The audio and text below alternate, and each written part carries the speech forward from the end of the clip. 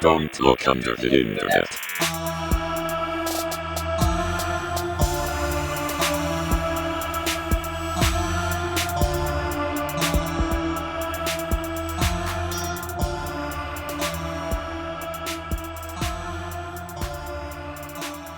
Sing. Sing. If you just keep pressing it, that's funny. That's funny to me. If you beat a dead horse long enough, eventually it becomes a horse again. Right.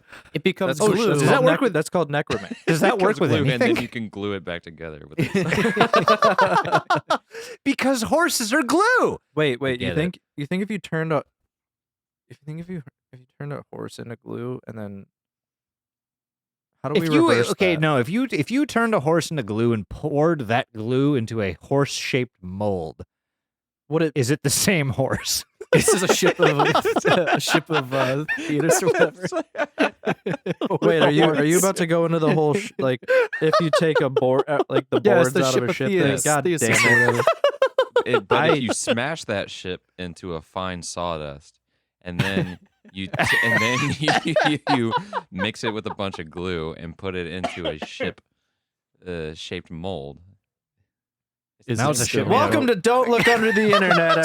Speaking of horses, Holy shit, that might be the first time you've had to get us on track. speaking like of that horses, anyway. did you know that old gray mare ain't what she used What it used to be. ain't what she used to be. Ain't what she Everybody used to boo be. Mike. What she If you're in your car or wherever you're listening to this, just boo really loud Don't do and that. say "fuck you, Mike." I am Mike. That's Doug. Thanks everyone for Hey. doing that. Hey, Mike, how are you doing today? I've had a day. Aw. Awesome. I'm Mhm. sorry, man. What happened? Mhm. No, it's just it's a big stressful week that I'm ready to be Okay. done with, and it's only Tuesday. It's only Tuesday. I'm living that meme that what a week, eh? Captain, it's Wednesday. I'm living that, but it's only Tuesday. So Damn. Well, yeah, I'm not glad. a We're fun glad time. you're here. Thank you. I'm glad to be here too. Good. Not only is it me here, but that's Doug. Yes. No, that's Doug. Yeah. Speak, right. Doug. Okay, great. Can you not see him? He's right. That's Jason. What is? What? Hello. Hello. We had a thing going. I fucked it up. Try again. Start again, Mike. Ready, go. Yeah. Try it again. That's Doug. Yeah. That's Jason. Mm-hmm. That's Moot. Welcome to Don't Look Under the Internet. Welcome. And Perfect. I Love this. Love Ooh, this. ooh. And Mike. Who do we Love have with happening us here. today? I'm here with you just have Mike today. I know, which sucks. Deal with it. Oh, But well, Not even a Not even a off the cuff? TMZ. no No. TMZ. You could have. Hang When's the literally- last time you've done that? hang Name on. a woman. Hang Any on. woman. Hang on. Name a woman. I want to get something out of the way first. I want to get a little bit of old-fashioned diluti housekeeping Clap above out of your the way real head. quick. So I have something else after this, but I want to get these done real fast. So we have 4 names it's to time shout to out. play. Is your name good or stupid as hell?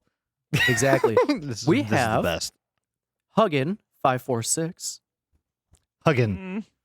Huggin. Honestly, it's the double consonants that do it for me. Huggin. It's Huggin. It's halfway there. Like Yeah, Like it Bon means Jovi another said. word. hugging what though? Like the numbers. 546. We really need like a meh, like Oh, I'll work on it. I'll find something. We I just have- got Like access to a hugging and lot of thugging or something. hugging and thugging, So we're Huggin. giving it a big old thumbs down. thumpy hugs. That's another thing we should do. We should suggest an alternative. Like, here's what you should be named. hugging. Change your name to hugging and thugging or Can we, something. can we do that with real people's names? Jason, yeah, we change should your actually name. veto. Can we veto Mike's name? Well, I think my name just got fucking vetoed. Just I'm going to keep going. All right, go ahead, man. We have Jennifer Varnador. So it's That's just her just your name. name. It's just her That's it, name. yeah. She should have Bad. been named Emily. Yeah. See, this no, is you're yes. right. Yeah. Yeah, should have been Emily. Emily. Mm. Yeah, no, she sounds more like an Emily. Probably need a new last name too, but Mhm. there's a lot of those out there. I don't have one. Shuffins. Emily Shuffins. What about Schmuppet? Shunt. All right, Mike, if you don't keep going, we're going to keep doing this. How about Lilith Shunt as a name? What's that middle part? Lilith Shunt. Like the Lilith of... Lilith. If you can spell it, we'll Lillian. legalize it. We have ZM. Okay. That's it. Just Is ZM. ZM. Well, it's like TM, but like better. Zaidmark. Zed Yeah, M? it's trademarked. All right, And I guess then- I'll take that one. And then we also have Holy Trick. And it's got like a cool Hol- thing, like brackets kind of. I saw this. Thumbs up on that. Oh, They it's use got the these- weird they, text. They use these like little Yeah. little dingle dongles The alt Yeah. text. on the Fuck thing. yeah. Well, thank you for. That's very kind of you to give us some money, especially in these trying times when Money is worth sometimes money. One of is you worth is worse money. than the others, though. Yeah, Doug is You'll never know. real upset about one of you. Fucking Jennifer. We weren't Um, gonna say it, if but you- sorry, Jennifer, you are terrible. If you would like to give to the Patreon and see a bunch of bonus content, you can go to patreon.com/deludipod. You could chuck in something or nothing. Cool. And if you do Maybe. the nothing, then you get nothing. That's just how the no, name of you the game still works, get baby. 4 fucking free episodes a week I guess or so. a month. A week? Probably. No, no, We we're have not so going much back to to a. do. We We're say not that, doing but that again. sometimes it doesn't happen. We're not going back to original Deludi workloads. That is not Yeah, happening. If you give us money, you might get extra content. Yeah, we've Potentially. we've gone to providing like 20 episodes a month to being like maybe you'll get 2. Yeah. Once it gets down to the holiday seasons, it's like, well, I don't It's know. it's tough. But thank you guys so much Yeah. for sticking with us, and thank you guys for becoming new patrons. We hope that you enjoy the backlog of content that you have waiting for you when you get there. When you're done with it, Mhm. tell us, Now I would and we'll also. make more. Do you guys hear that? It goes, it's like a beep beep beep beep beep beep beep beep. Oh, beep, beep, no. beep, beep, beep. Are we I Tim's? hear TMZ got me a new scoop, boys. This is a special day. I know. So TMZ picked so up the excited. scoop. Local hero John Hamm and musician Richard Cheese decided I'm that out. they were going to hang on. Decided Keep that they going. were going to join a sand sculpture competition, and it was Halloween theme. During this competition, they actually pulled from a hat what the theme was going to be, and they actually got a witch. This is the first known sighting of a ham and cheese sandwich.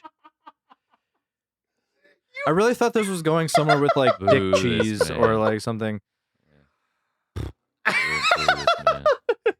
Dick We're Cheese gonna is too lose easy a bunch because of that's his name. patrons. Go fuck It's called yourself. sh- Okay, it's been a minute. I was proud My of that father one. was Dick Cheese. Call me Schmegma.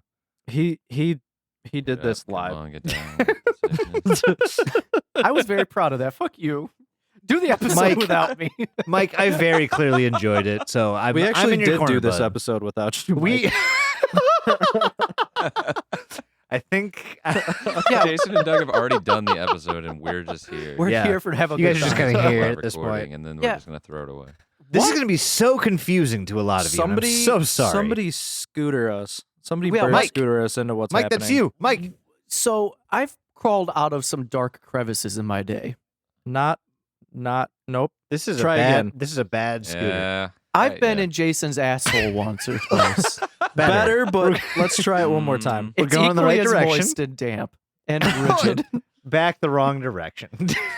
Oh, I shit. rigid. I just I'll want to. have you know that my butthole is supple and soft. All right. I do want to say, and this is super meta, but Holy Trick is in the Discord right now. Did he hear us just like? Actually, we Oh, didn't shit on 100%. him. No. We didn't So- shit on him. Oh. No. Can we Or do it them. real Who's quick? here? Which one? Should we is shit? Jennifer? Wait, Jennifer's here. Who can I shit on real quick? Jennifer You know, just you for can- the fun of it. You can shit on the people that are in charge of making this episode coherent, which is what you are currently doing, everybody. All right. Anyways, so, hey, Sometimes What are we go talking down- about? What are we Sometimes- doing here? Sometimes we go down rabbit holes. This is similar to a rabbit Ah. hole, as it is a dark underground cavern, you could say. Now, This is a we may classic not Mike have Bird scooter. visited this cavern, but we know of a man named Ted who has. We're redoing Mel's Hole, everybody. Welcome to Mel's welcome. Hole Part 2. We finally got the picture. We got the picture. It's true. Yeah, so Fart Smell emailed me, and it's just a picture of a circle, and it's It's just- exactly what you thought it would be. Yeah. Someone drew a picture of the hole, and, the world can end now. Happily. Anyways, We're What are covering we Ted the actually Caver. fucking we doing? are covering Ted the fucking Caver today, guys. Woo! It's been a long time in the making. Here's Yeah. the neat part. Yeah. Like 20 some odd years, I think. 20 20 years. 20. Like, 3. 22 years, right? Sure. Two. You what could the say fuck that. are you talking about? I'm talking about how old. Never mind. I was trying to get us to talk about the topic. I don't actually know how old this is. 9/11 like is two- 22 years old now. Jesus Christ, Mike. Have some respect. There's a certain level of respect. Okay. This is going swimmingly. Let me I'm- tell you. This is terrible. This is one of the worst episode intros we've ever done. Here we go. What? Boys. Yeah. My boys in the Yeah? yard with my milkshakes. Yeah. So Ted the Caver is a very interesting story. If I remember correctly, it is mentioned to be one of the first creepypastas. It's kind of considered to be the original. yeah. considering- It's definitely one of the more well-written ones, yeah. I It's have been to say. it's been a long time coming for us to cover this. You are about to hear a whole lot of Doug and a whole lot of Jason. Maybe not so much Mike or Matt. It's actually going to be a whole lot of me and a whole none of Jason. kick ass. There might be one or two little bits with me, but mostly it's Doug, maybe some Lissa. Oh yeah, you might hear Jason yell a couple times, but that's Yeah. about it. Mm-hmm. But No we wanted mood. to give you guys a good treat. Yeah. No mood or Mike, and you'll see why. But I think instead of Why? talking about it, you'll see. I think instead of talking about it and asking why, how about we listen to these weird tapes that we found by Sir Ted? Holy shit. and Ted himself sent us tapes. dude, He I did. got- dude, yeah, like hang on. He faxed me both of them. Wait, hold on. Mike apparently has something there. What the? Do you keep all of your tapes in your sump pump? What is happening? Mike, is that a white like a Hanes, just a white Hanes shirt that you're wearing? No, I think it's For you the audio loom. listeners, Going I'll for the cue you Elvis in. look.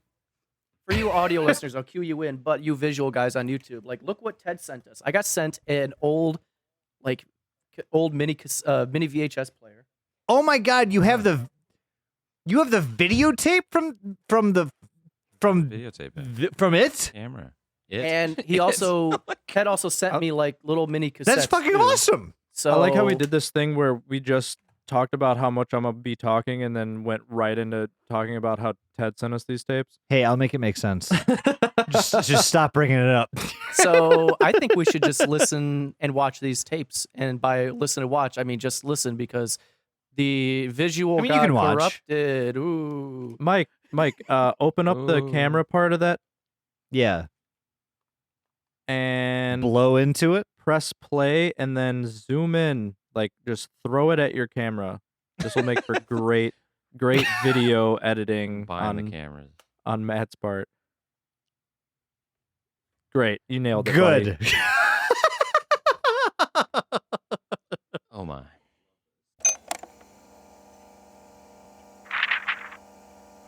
Due to the overwhelming number of requests I have received to tell about my discoveries and bizarre experiences in a cave not far from my home, I have created this webpage. I will outline the events that happened to me during the past few months, beginning with my journey into a familiar cave in December 2000 and ending, well, it hasn't actually ended yet. I have included photographs that were taken during my many trips into the cave. I have also created a few illustrations to help the reader get a better idea of what things looked like in the cave. All of the photos were taken by me, or one of the few people I went into the cave with. I want to point out a few things before I tell about the events. 1. Most of the pictures were taken with a Kodak disposable type camera. I took a better camera in the cave on 1 or 2 of the trips. Pictures on this site are all original photos and have not been messed with or enhanced, other than where noted. As a rule, I get my pictures put onto discs at the time of developing, so I don't have to scan them later. This ensures the best digital quality. 2. I will not reveal the names of other people involved in this experience. If you know me well enough, you probably know them already. I will not reveal the location of the cave to anyone for any reason, so please don't ask. I refuse to be held accountable for anyone's life but my own. I will refer to the cave as Mystery Cave. That is not its real name. If you think these events sound far-fetched, I agree. I would come to the same conclusion had I not experienced them. I will try to finish the site as soon as possible, check the date on the main page to see when I've made updates. To protect myself from people who might want to copy this site, I include the following. All text on this and following pages are my own words and copyright 2001. Ted. The Discovery. Caving Journal, December 30th, 2000. B and I decided to get in one more caving trip before the new year, so we set our sights on Mystery Cave. Not a spectacular cave, but since neither of us had been caving in a while, it would be nice to go to any cave. There was a bit of excitement to this trip. There was a small passage in the lower portion of the cave that I wanted to check out to see if it was possible to get past. It had a small opening, but lots of air blowing out of it. Even though it was way too small to climb through, I had never even checked to see what was inside the passage. We got our gear loaded up and hit the road by 3 p.m. We got to the cave in great time since B likes to drive fast. We anchored from the usual tree and began to rappel into the cave. I went down first and got my gear together while B came down. I will refer to B many times. We've been caving together for many months now. He was injured in a caving accident a few years ago and was told he would never walk again. Through hard work and perseverance, he not only walks but can get around very well in caves. The trickier parts of a cave might slow him down a bit, but he can make it. He patiently works through an obstacle until he gets past it.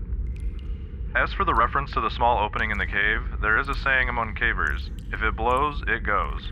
Meaning if a passage has a good flow of air, it is probably worth investigating. After we explored all of the usual passages, we climbed down to check out the hole. The hole is located deep in the cave near the lowest part of the cave. It is on the side of a cave wall about 3 feet from the floor. To look inside the hole, I had to kneel down and duck under an overhang of rock. I used my backup mini mag light and held it inside the hole to see what I could see. I was excited by what I saw. The wall around the hole is about 3 to 5 inches thick and it led straight into a tight passage. The passage opened up a bit just inside the hole. It continued back about 10 to 12 feet in a small crawl space. After that, it seemed to really open up, although how much we couldn't tell. This could be a virgin passage. Obviously, no one has passed through this route, but there could be a way into the passage from the other side. To even get into the crawl space, we would have to enlarge the opening. Currently, it is about the size of my fist. Once we get past the opening, we would have a tight crawl back to where it opened up. It would take some work, but we thought we could do it. We sat down for a few minutes to rest and contemplate our plan of attack. While we sat there in the darkness, we could hear the howling wind from the other side of the passage. It was a low, eerie noise. We could also hear a low rumble from time to time. No big deal, though.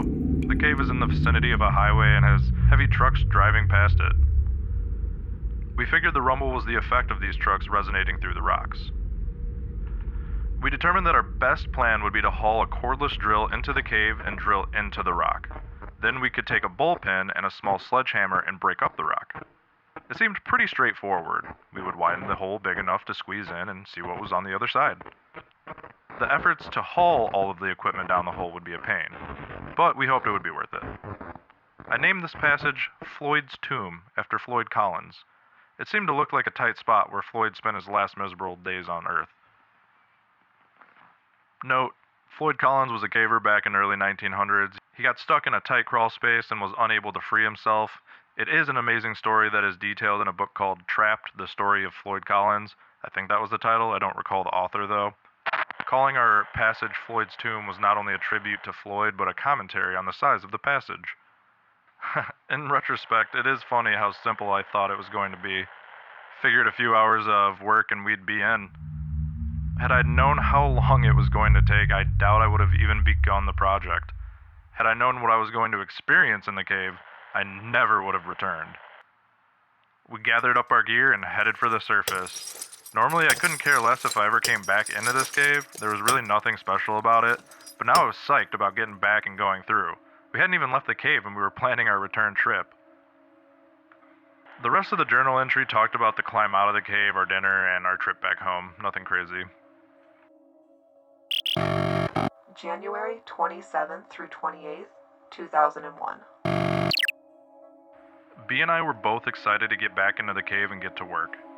I figured with about 4 hours of work, we could be in and see what was on the other side. We had arranged to borrow a DeWalt cordless drill to bring with us.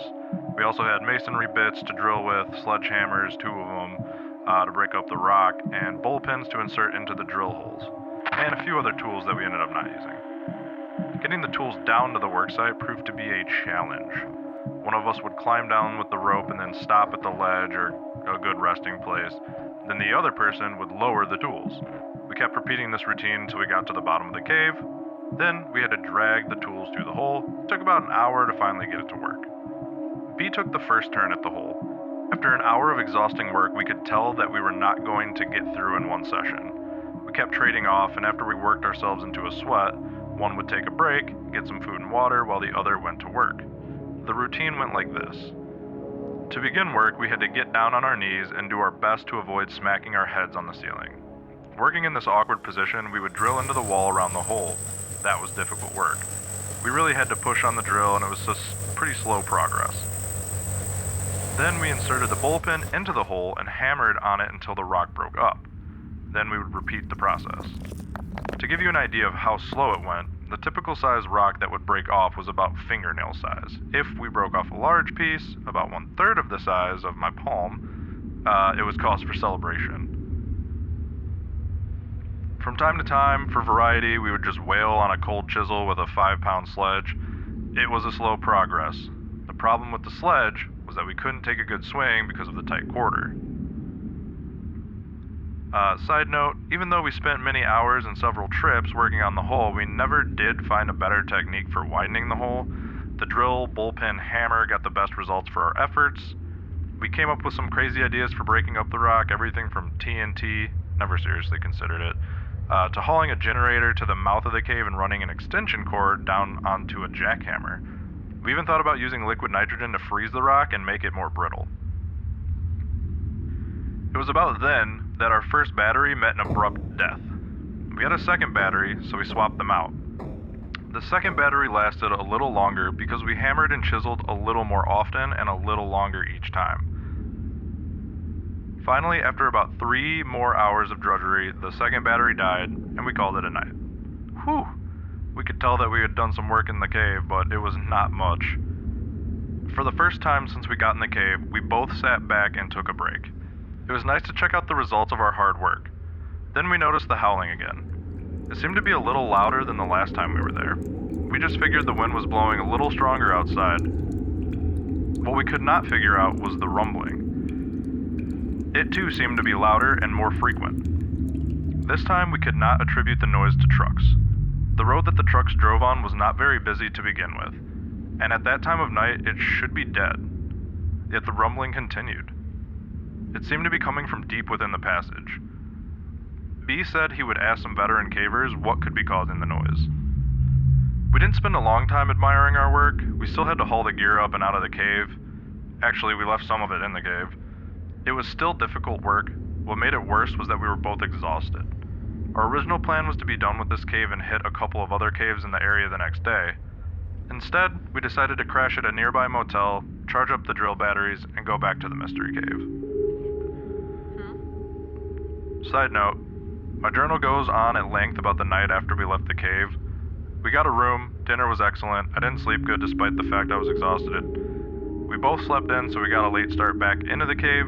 The second day working on the cave went about the same as the first. We worked until both batteries were dead again. We were still not even close to getting through. The howling and rumbling continued as the day before.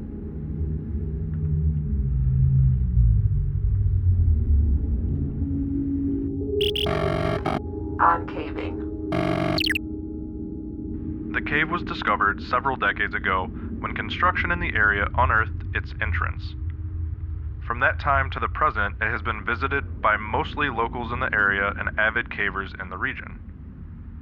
Beer cans can be found intermittently in the cave, mostly in the upper half. When the cave was first entered, it was probably beautiful. Dust, graffiti, vandals, pigeons, and regular use has diminished its appeal.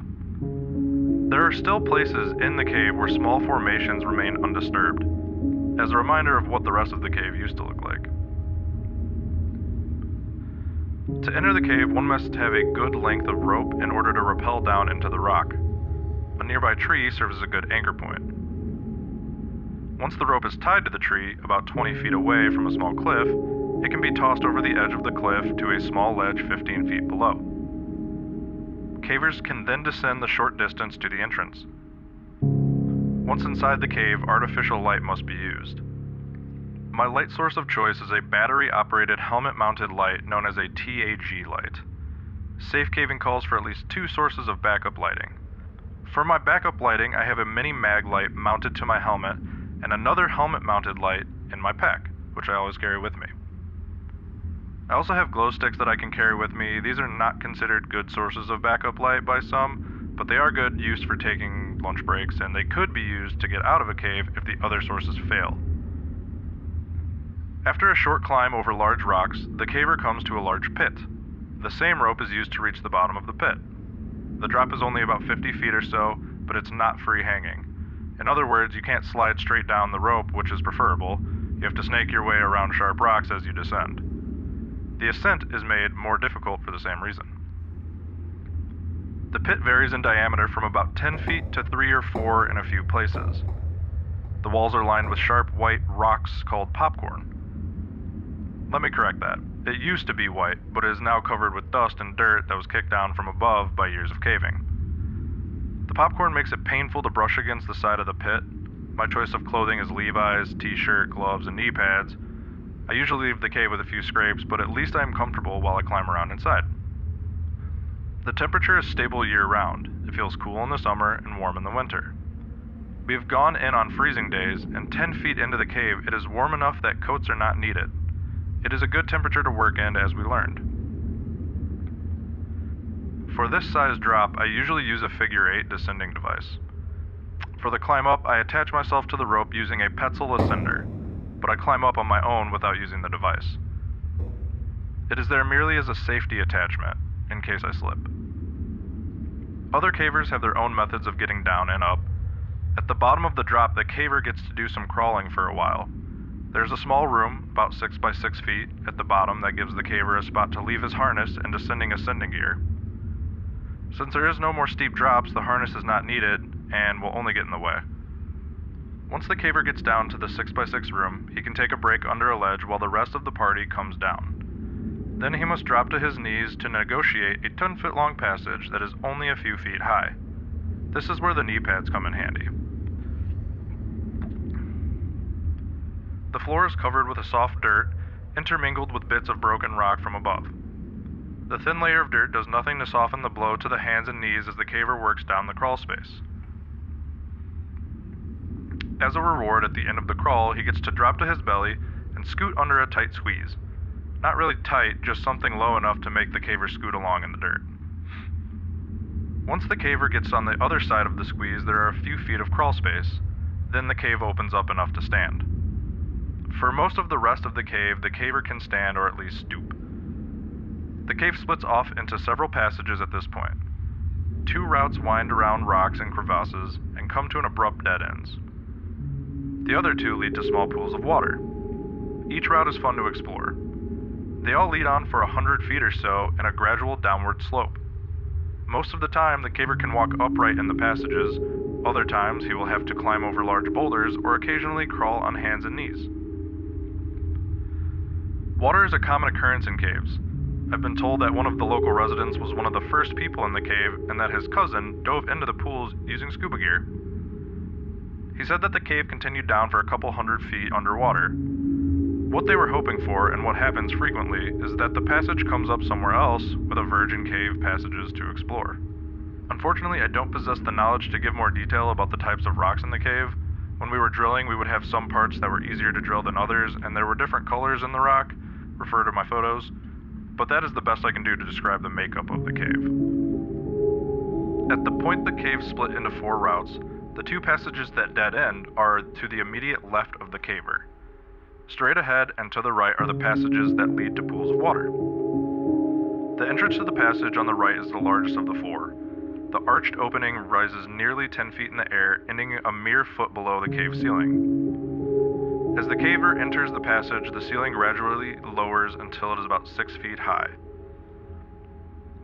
It continues at this same height for the 40 feet that the passage travels in a continuous direction. This section of the cave resembles a hard rock mine. Its arch is nearly perfect, and the floor is flat and easy to walk on. It's easy to picture rusty mine cars on rail lines and dust-covered miners with blistered hands gripping dull picks. The pseudo-mine comes to an end, and the caver is once again forced to drop onto hands and knees and get reacquainted with the floor of the cave. This time the crawl lasts about 20 feet. The floor is sloping gently downward for the first half of the crawl. Then it gets fairly steep and slippery. Able-bodied cavers can still climb carefully down the slippery slope. When I go with B, I carry the end of the rope that we used to get down to this point. I usually need to tie another short length of rope to the first rope to make sure he can use it to reach the bottom. The crawl lasts a few feet beyond the bottom of the slide. Over the next 10 to 12 feet, the caver slowly begins to regain the standing position. After walking a few feet and climbing down a short drop-off, the caver arrives at a small level area which has a passage leading down immediately to the left. The passage ends 75 feet later at one of the small bodies of water. To the right is a rock wall. Straight ahead is an indentation in the wall which goes back about 3 feet. On the wall at the rear of the indent is a small hole about the size of a softball. To get near the hole, the caver ducks under an overhang and kneels upon the rocks that rise above the floor by a few inches. By the time the caver reaches this point, he is either warm or sweating, and the first thing he notices is a cool breeze blowing out of the hole. It was my recognition of this hole as a potential doorway to unexplored portions of cave that ultimately led to this telling of my experience. As had been my tradition for all the years I've been caving, the party reaches a point in the cave, usually at the deepest part of the cave, that all lights are extinguished. Complete blackness fills the eyes. For a moment, the individual caver strains the eye muscles, focusing in and out with the expectation of catching a crumble of light somewhere in the false night. After several futile moments, the caver turns his head at a sound, perhaps another caver, only to have the other senses return and then heighten. The sound, smells, and feelings that have been overlooked at this point come racing to the caver in perfect detail. The pain of their own behind sitting on the cave floor, the smell of dust, sweat, guano. The sound of modern material shifting on age-old rock as cavers attempt to find the comfort on this solid foundation. At the back of every caver's mind at this time is, what if? What if a person had to climb out of the cave with no light? Would he make it? Would he find all of the turns and bends which got him into this place? If not, would a rescue party find him in time? The depth of darkness recognized at this time is something that is rarely experienced outside a cave. Many first-time cavers erroneously declare that they have to hold their hand to within 2 or 3 inches of their face before they can see it. The truth is the human eye is incapable of seeing in an absence of light. If they did not hear something coming toward them, they would feel it before they saw it. Complete and total dark. This exercise is a great way to remind people to take backup lighting. As we proceeded to work in the cave, we developed a system pretty early, and little changed in succeeding trips. The first time in the cave, B took first shift at chipping away at the opening. After about a half hour, he needed a break, so I took over. He told me what worked best, and I continued doing the same. We would try new things from time to time to use new muscles, but usually stuck to the same method. We would use the masonry bit and press on the drill as hard as we could to drill out a hole in the rock. Safety glasses and dust masks were worn while working. Then we would insert the bullpen and hammer it into the rock and break out small chunks of the cave. Then we would drill another hole and repeat the process. Occasionally, the drill would hit a soft spot in the rock, and that step would be shortened. We would work until we became too tired to continue, then B and I would trade. While one of us was working, the other would remain in the darkness and either eat or drink, or just lay down on the cave floor, padded by rope bags. After just a few rotations, we were tired enough to catch a nap while taking our break. The only light we used was the helmet light on the head of the worker. Since it was pointing toward the hole, the resting person was left mostly in the dark. This was a welcome benefit, since the resting person was usually, well, resting. The rest break was also a chance to cool down a bit, which didn't take long in the cooler temperature of the cave. Fortunately, the temperature of the cave allowed us to work pretty hard and not overheat much. I remember that I frequently looked at the hole and thought, hey, it's big enough, I think I can squeeze through, only to be disappointed in my attempt. However, even after the first attempt and failure, I knew that I would keep working on the hole until I got through. This despite the fact that I knew I would take many more hours of hard work. It actually became an obsession with me. I tried to get out to the cave and work as often as I could. I hoped that the passage led to a larger, undiscovered cave that we would be the first ones to enter. I guess the explorer in me wanted to find a new frontier there in the cave. Since B is such an avid caver, he was motivated by the same desire to find a new, unexplored cave. What we did find was not at all what I expected. February 10th, 2001. Scarcely 2 weeks had gone by, and already we were on our way back out to work in the cave. We admit we have become obsessed with the idea of getting through the passage. That may be a sign of how exciting our lives really are. It's not that we think there's going to be something great beyond the passage. We just like the idea of being the first humans on the face of the planet to set foot in a virgin part of the cave. Although if we found a hidden treasure, that would be fine with us. We got a late start and drove part of the way in the dark. When I tell people that I go caving at night, they wonder why. They don't stop to think that it is always night once you're inside the cave. All the way out to the mystery cave, we talked about new ideas to speed up our work. B also told me he talked to some caver friends of his that came up with an explanation about the rumbling noise. They thought it might be the sound of water deep within the cave, possibly a waterfall. They couldn't really explain why the noise seemed to come and go. To me, it is just one more reason to get through, so we can solve the mystery. This trip, we took B's dog, Whip. She is a Jack Russell Terrier. I was not at all concerned about taking the dog into the cave. We have taken her before. She answers the call of nature before we go in, and then waits until we get out again. Also, she is well behaved inside the cave. We simply had to lower her via a custom-made harness until she reached the bottom of the main drop. Then she negotiated the rest on her own. She loves to explore, but won't go out of our sight. She doesn't have a light attached to her, so she has to wait for us. Another reason I don't mind bringing Whip along was because we planned on putting her into the small hole and see how far into the passage she would go. That might give us an idea of what's on the other side. We knew that if there were a drop-off that we couldn't see, the dog would turn around and come right back out. We thought we might have to do some work on the hole before even the dog could get through. Despite working in the dark of the night, we were able to rig up and get down pretty quickly. We didn't take as many tools as last time. Plus, we left some in the hole so we wouldn't have to haul them out and back again. I did manage to get 2 more batteries for the drill for a total of 4. Also a few more masonry drill bits. Even with the dog, we made good time getting down. Then something bizarre happened that I can't quite explain. The dog began exploring as soon as we let her off the rope. She was in hog heaven, sniffing and darting around at our feet. She would run from one person to the other as we made our way back to the work site. At the point the cave splits into 4 passages, the dog seemed to run out of juice. She just stuck right by either B or me. That seemed kind of odd. As we progressed further into the cave, she would only stay by B. She seemed edgy, like she saw something she didn't like. As we approached the short drop-off before the hole, she stopped and would only come further after we coaxed her.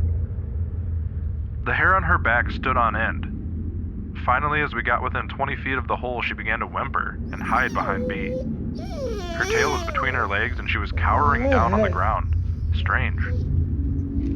I've seen her square off with dogs twice her size, but now she acted as if Satan himself was lurking in the darkness.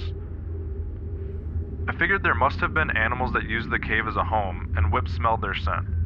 Too bad it upsets her, because there was no way she was going into the passage. We decided that with this new development, the nervous dog, one of us would work while the other stayed with the dog a few feet away from where we normally rested. We got right back into our routine of drilling, hammering, etc.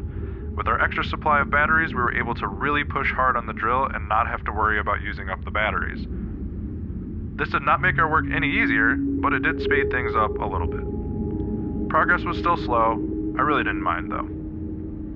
Side note, my journal goes on for a while about the progress we were making. The entire time we worked, Whip did not move. She just laid there on a rope bag, shivering. She would whimper from time to time. One thing I didn't think about at the time was that she would not take her eyes off of the hole.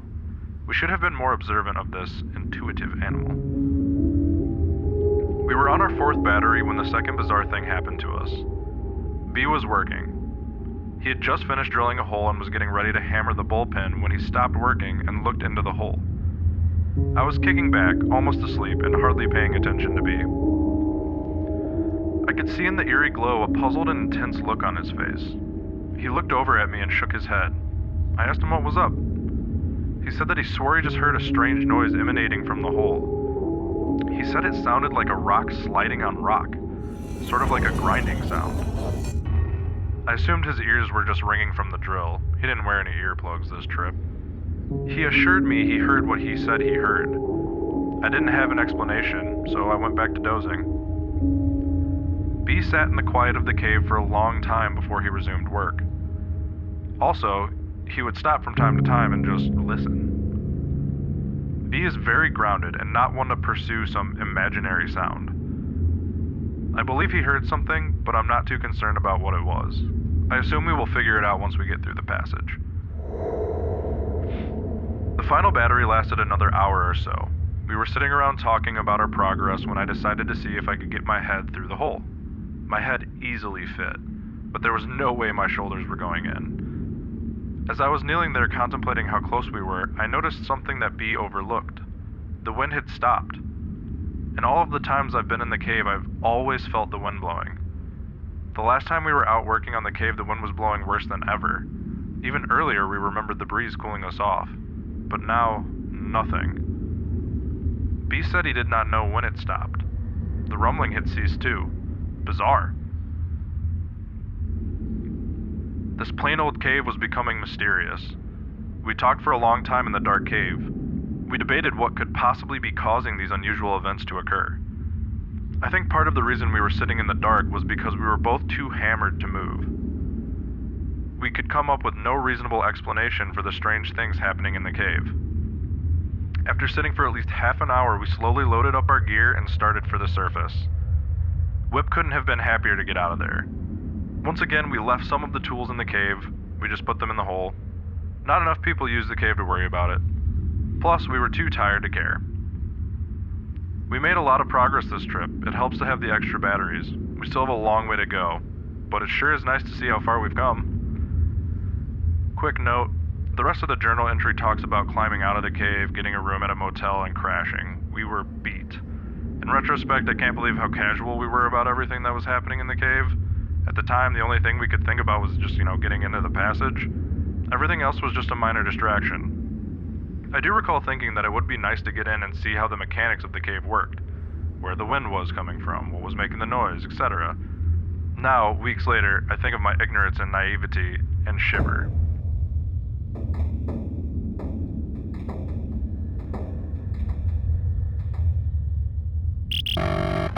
March 3rd through 4th, 2001.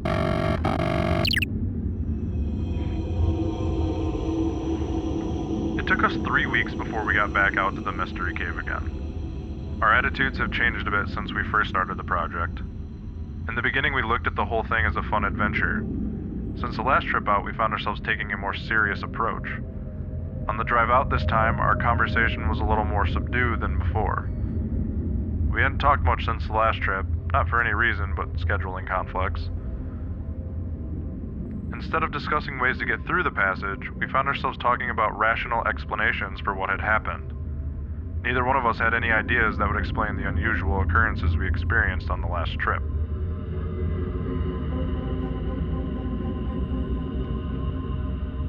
We were amused to find out that neither of us had talked much about the last trip to other people. That is a complete reversal from the other trips. It has been fun to report to friends and family about our progress. It's always fun to tell people about the tight squeeze we're going to have to get through to get into the passage. Most people have little desire to voluntarily subject themselves to incredibly tight spaces. Actually, neither do I, but I will do it in order to get to the other side. Good motivation. We left town early in the afternoon to beat traffic. I don't really recall what time we finally got to the cave. Like I said, the mood was subdued. We got rigged up and started down. Obviously, B left the dog at home this time. We took essentially the same gear as last. We left some of the tools in the hole to save our backs the agony of hauling the extra weight. Even with the gear, we got down in good time. We really have a good system for getting up and down. There was only one minor mishap this trip. B scraped his arm on the descent. Not real bad, fortunately. He waited until we got all the way to the hole to patch it up. It was just a superficial cut. While he was getting the wound cleaned up, I started working. We both took note that the breeze was back and the rumbling present. We had our 4 fresh batteries and 4 or maybe 3.5 fresh arms. I had high hopes this would be the day. It started out pretty slow. When we first started working on the hole, the thickness was about 3 inches. As we have enlarged the hole, the thickness has increased. As a result, our progress has become slower. Still, we continued with as much energy as we could put into the work.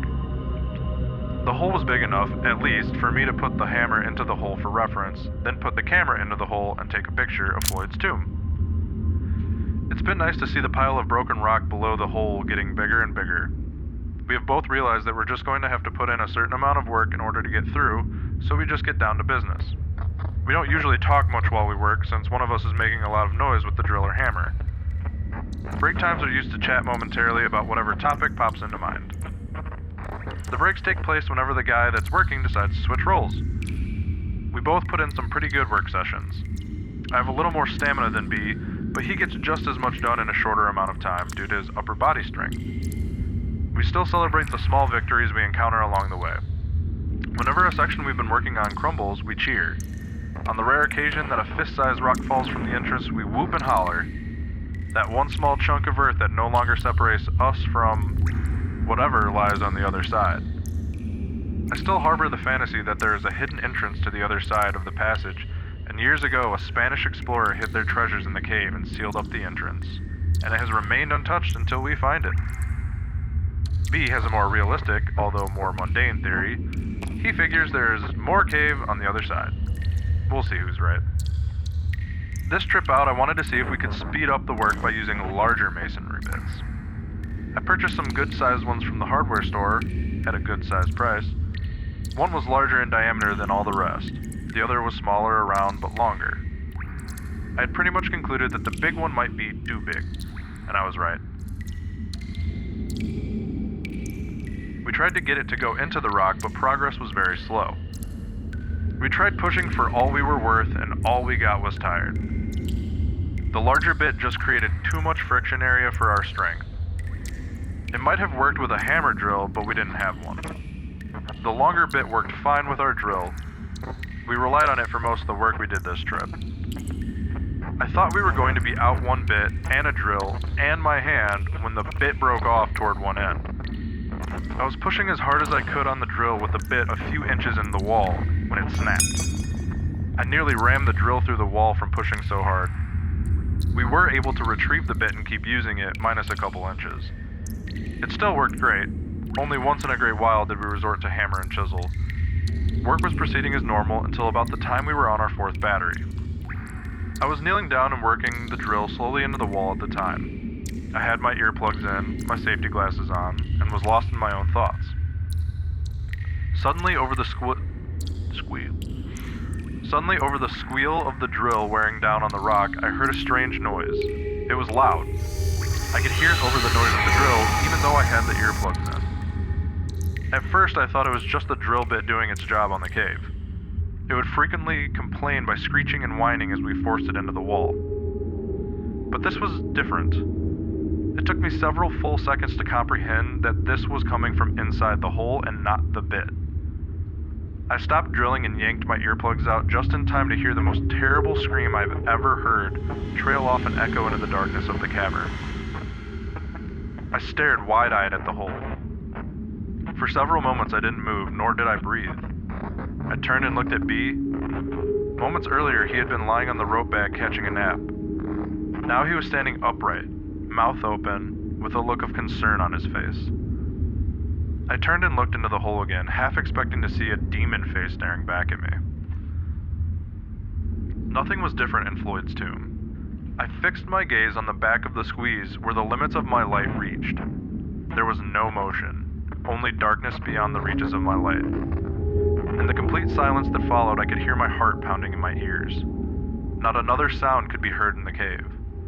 Suddenly I heard a scraping noise behind me and straightened up.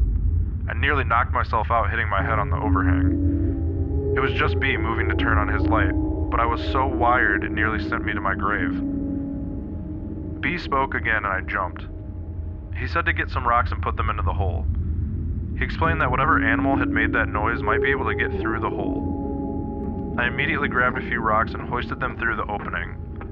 Using the handle of the sledgehammer, I slid the rock as far back into the tunnel as I could reach, creating a wall between us and the other side.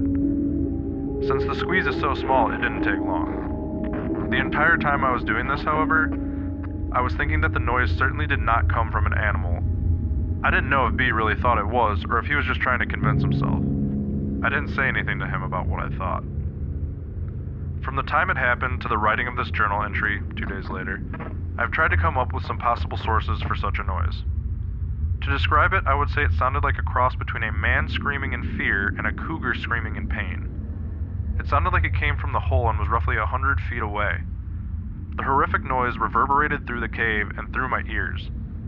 B estimated the scream lasted 8 to 10 seconds. My best guess is about 5. 3 seconds while I was drilling, and 1.5 seconds to drop the drill and yank the earplugs, and half a second of sheer terror. It's difficult to tell how much time passes when you're listening to a solo from the depths of Hades. After I filled the back of the passage with rocks, we just sat there listening to the silence. My breathing was a lot more rapid than usual. Neither of us spoke for quite some time. Finally, B suggested we get back to work, but keep an eye out for movement in the hole. We put a light in the passage that shined out back of Floyd's tomb. It was only at this point we realized the wind had stopped again and the rumbling could no longer be heard. To say I was nervous would be an understatement. I didn't say anything to B, nor him to me. Back to the drilling. B took over work, which was fine with me. I wasn't exactly worn out, but I didn't mind being further from the hole. B would stop from time to time and listen. I just sat watching him with my light on. I wasn't close to the entrance of the hole, but I still found myself looking behind me down the passage to the still water. Every time my light would cast an unusual shadow, my heart would jump. My imagination was running wild. Oddly, B seemed to be the less concerned about the strange noise than me. After a short time, he seemed to be focused entirely on getting through the passage. I was still straining to listen above the sound of the drill. I heard nothing but now the familiar sound of carbine on stone. As I contemplated the possible scenarios which might play out on the other side of the passage, I found myself strangely getting somewhat excited again, and getting through. It might have been fatigue taking its toll on my mind, or the thought of something valuable on the other side. My thoughts were broken when B let out a yell, possibly a cuss word. He said the drill battery was dying, but he hadn't quite broken off a large, relative section he was working on. He set the useless drill aside and picked up a hammer and bullpen. He started wailing away at the hole created by the bit. After nearly 10 solid minutes of hammering, he sat back against the rock, sweating and nearly out of breath. The bullpen was still protruding from the cave wall. He held the hammer toward me, inviting me to take a few swings. I held up my hand and shook my head. I had been ready to exit this cave for quite a while now. He didn't press the issue, and without speaking, we both started gathering the gear we were going to take out. Once again, we stashed some of the tools in the passage. I was first to start toward the top of the cave. Several times I had to stop and wait for B, not because he was moving slow. I was just more than eager to get out. Few times I have felt better than that night, stepping out into the chilly night's air. Side note, my journal talks about the rest of the evening. Our dinner, our decision to get a motel and come back the next day, our lengthy discussion on the strange sounds we heard, another mediocre night's sleep. I cannot believe that we are so willing to get right back into the cave after hearing that scream. Part of the reason I went along with the idea was because B seemed so indifferent to any possible dangers. Even if it were an animal, which I did not believe, but could offer no better explanation really. Weren't we possibly putting ourselves in harm's way? In retrospect, I still have difficulty understanding our thought process at that time. We were just too eager to discover virgin cave passages. I now think it can be summed up with one word: testosterone. It's amazing what a couple good meals and a little sleep can do for someone's attitude. Even though we still had memories of the strange noises fresh in our minds, we relit our fire of enthusiasm. The other side of the passage seemed so close. We were sure this would be the day. We got to the cave and started to work our way down to the hole. Getting back into the darkness of the cave brought back the memories of the night before. The sight of the circle of rock illuminated by our headlamps, the smell of the dirt in the air, the sound we made as we crawled across the rock. Once we reached the entrance to Floyd's tomb, however, we were once again ready to blaze the trail leading to an undiscovered part of the cave. We immediately noted the presence of the breeze blowing out of the hole and then rumbling.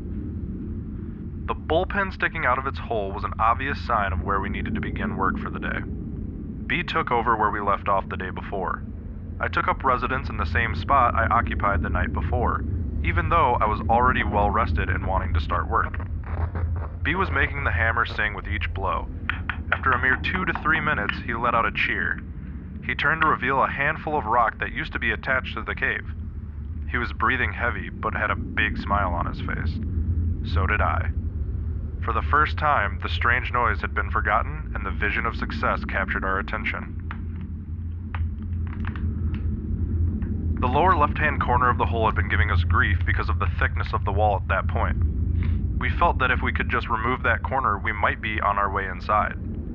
B now held in his hand the crumbled remains of our corner. Our excitement consumed us as we examined the hole. I took the hammer and pounded away at the surface of the hole. The idea was to remove the jagged edges that would take their toll on my skin. The size looked right, now the moment we had been waiting for. I cautiously approached the entrance to Floyd's tomb. I decided the best way to enter the small hole was to place one arm over my head, turn my head sideways, and slowly work my way in. I soon determined that this was not going to work. The hole was small. If I was going to make it in without widening the hole anymore, I was going to have to put both arms over my head in a diving position, turn my head sideways, and slip into the tomb. The width of the entrance was the limiting factor. The height was sufficient, the arms overhead position flared my shoulder blades out, but there was still room to get in. Plus the arms overhead gave me the best squeeze side to side. In order to enter straight into the hole, I stood on my feet and bent over to get level with the entrance. My knees were bent and the position was uncomfortable, sort of a semi-squatting position, bent at the waist with arms overhead. Plus I had to slightly turn my upper torso to the left in a counterclockwise rotation to negotiate the angle of the entrance. Quick note, notice in the last photo that the entrance generally slopes up to the right. I got my arms through the entrance with minor scrapes, next came my head. By keeping it turned sideways, I was able to get it in, for the most part, up to my shoulders. When I got to my shoulders, I could feel the rocks touching all around my shoulders and chest. It was not stopping me, but I was definitely scraping many surfaces of my body. I decided to just push through, keeping in mind that I was going to have to come back out eventually. The pain was not too bad, and I was in. Well, my upper body was in. At least I could get a good idea of what the tomb was going to be like. Once inside the tomb, I had a few inches all around me in which to position my body. this was the largest part of the passage, and it was conveniently located right at the beginning of the crawl. That gave me a little room to get positioned to crawl further into the passage. Inside the tomb gave me a whole new outlook of what it was going to be like to crawl through. Even though this was the largest part of the crawl, it was still small. I could move my head around freely, but every direction that I turned, I was staring at a wall of solid rock. When I spoke to B, my voice sounded muffled, like I was talking in a small box. I could rest my chest on the passage floor, but the rocks were uncomfortable. I turned my head to look further ahead, but I couldn't see past the wall of rocks I had built the day before. The squeeze toward the end of the passage was closer now and appeared even narrower. I didn't know if I could squeeze through or not. I knew it would be close, and I wanted to crawl further into the passage.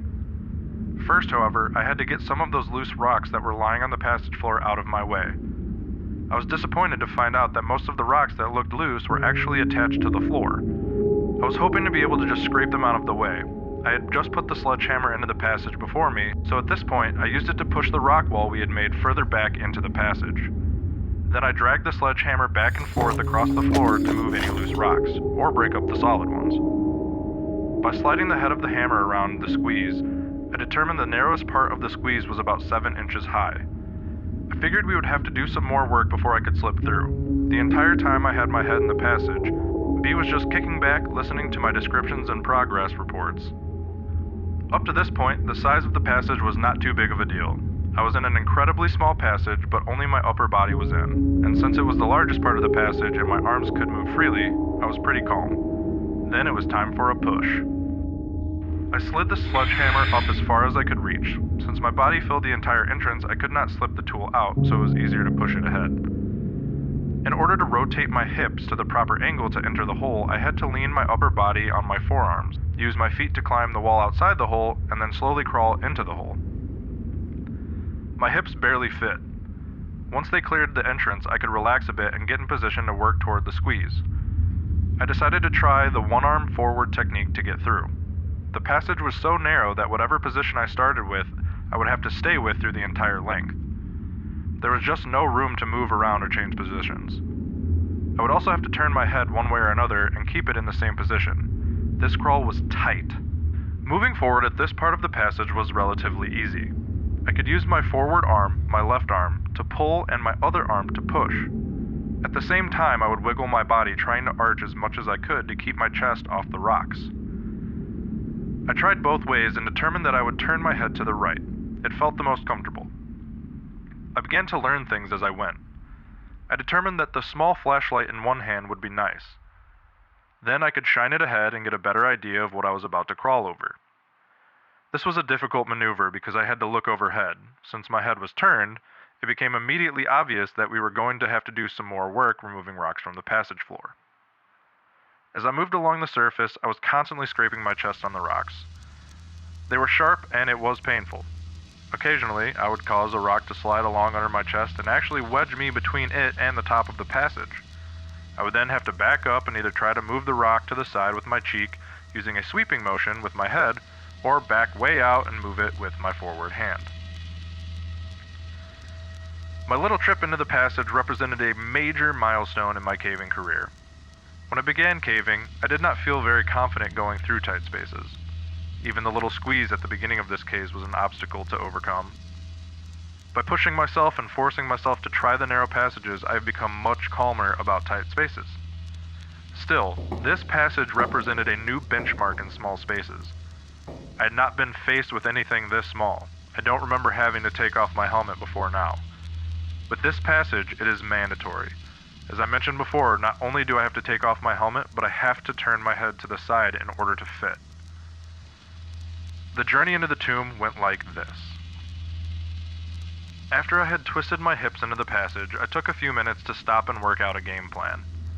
Most of the length of my legs was still outside the entrance. They were just dangling in the air. The tomb was still big enough to move my head around, and even move my arms freely into position.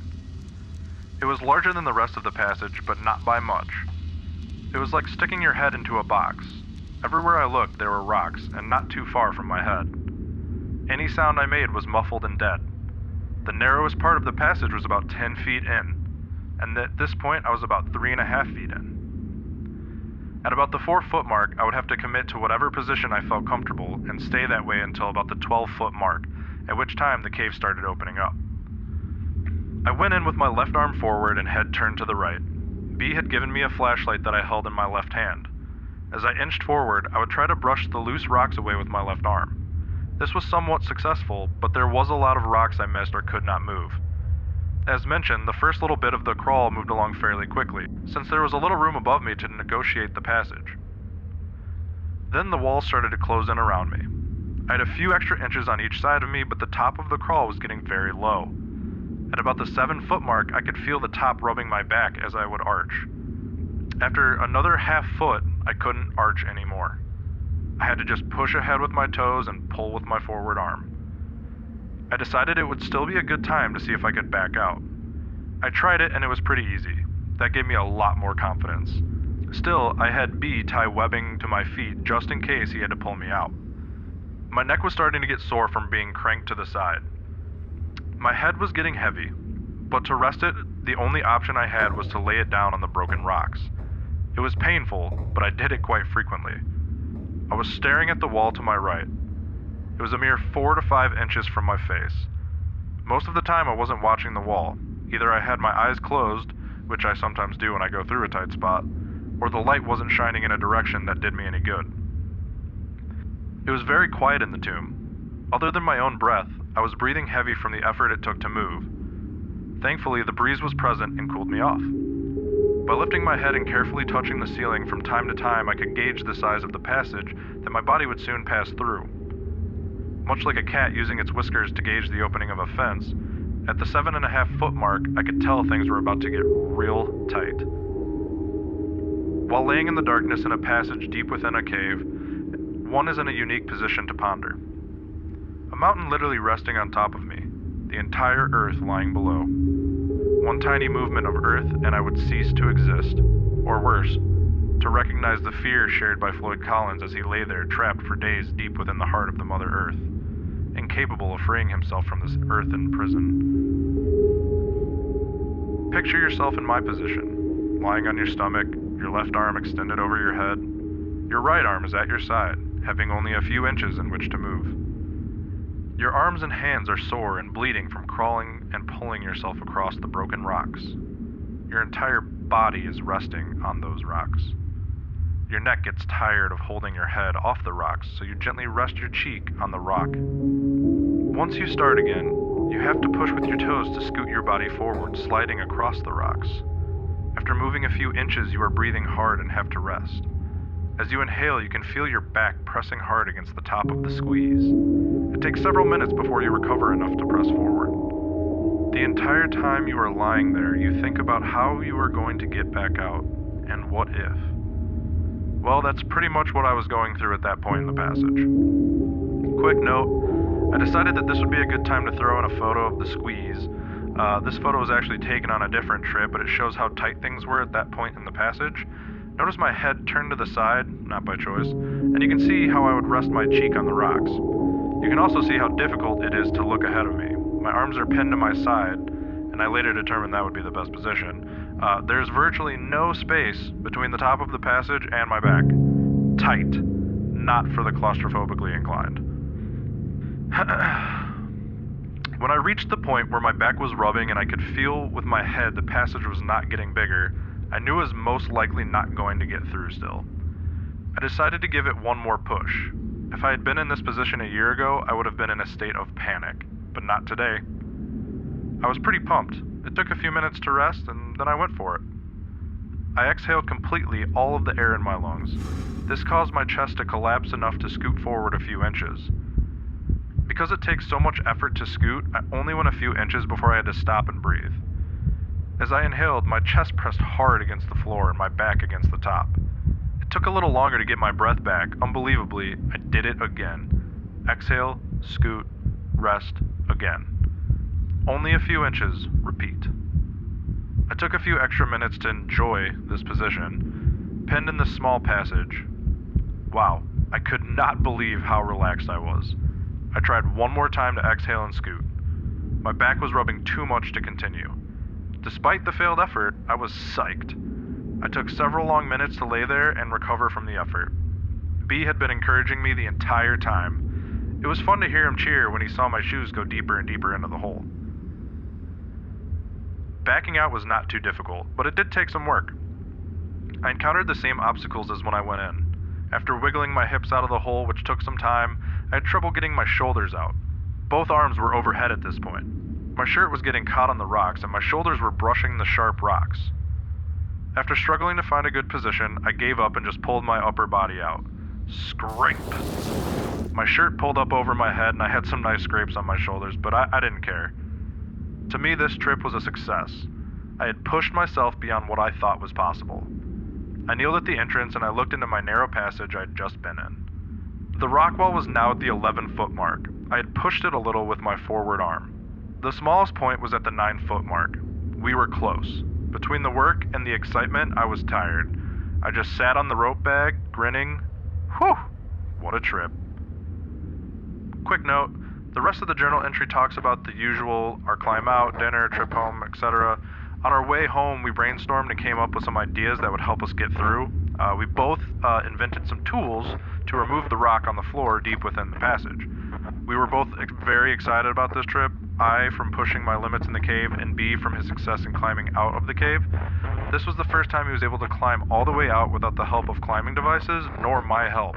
It was a personal success that showed the progress he has made since his accident. I think that's pretty cool. I remained amazed that we could so easily forget the terrifying moment we experienced just the day before. All had been forgotten, with the strange noise being blamed in our minds on some rational, harmless explanation. A quick note before we start this one. Prior to going back out of the mystery cave again, we spent a lot of time preparing. We made a squeeze box, which is a wooden box that has an opening which can be adjusted in size.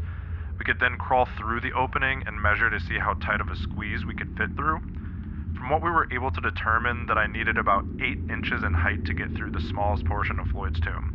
That meant we would have to scrape out about an inch from the floor of the passage. We also learned that the best position I would need to go through the passage would be on my stomach, with my arms by my side, and of course my head would be turned one way or the other. That position allowed my shoulder blades to drop to their lowest point. In order to move, I would push forward or backward with my toes. It sounds difficult, but felt adequate. Later it proved to work sufficiently.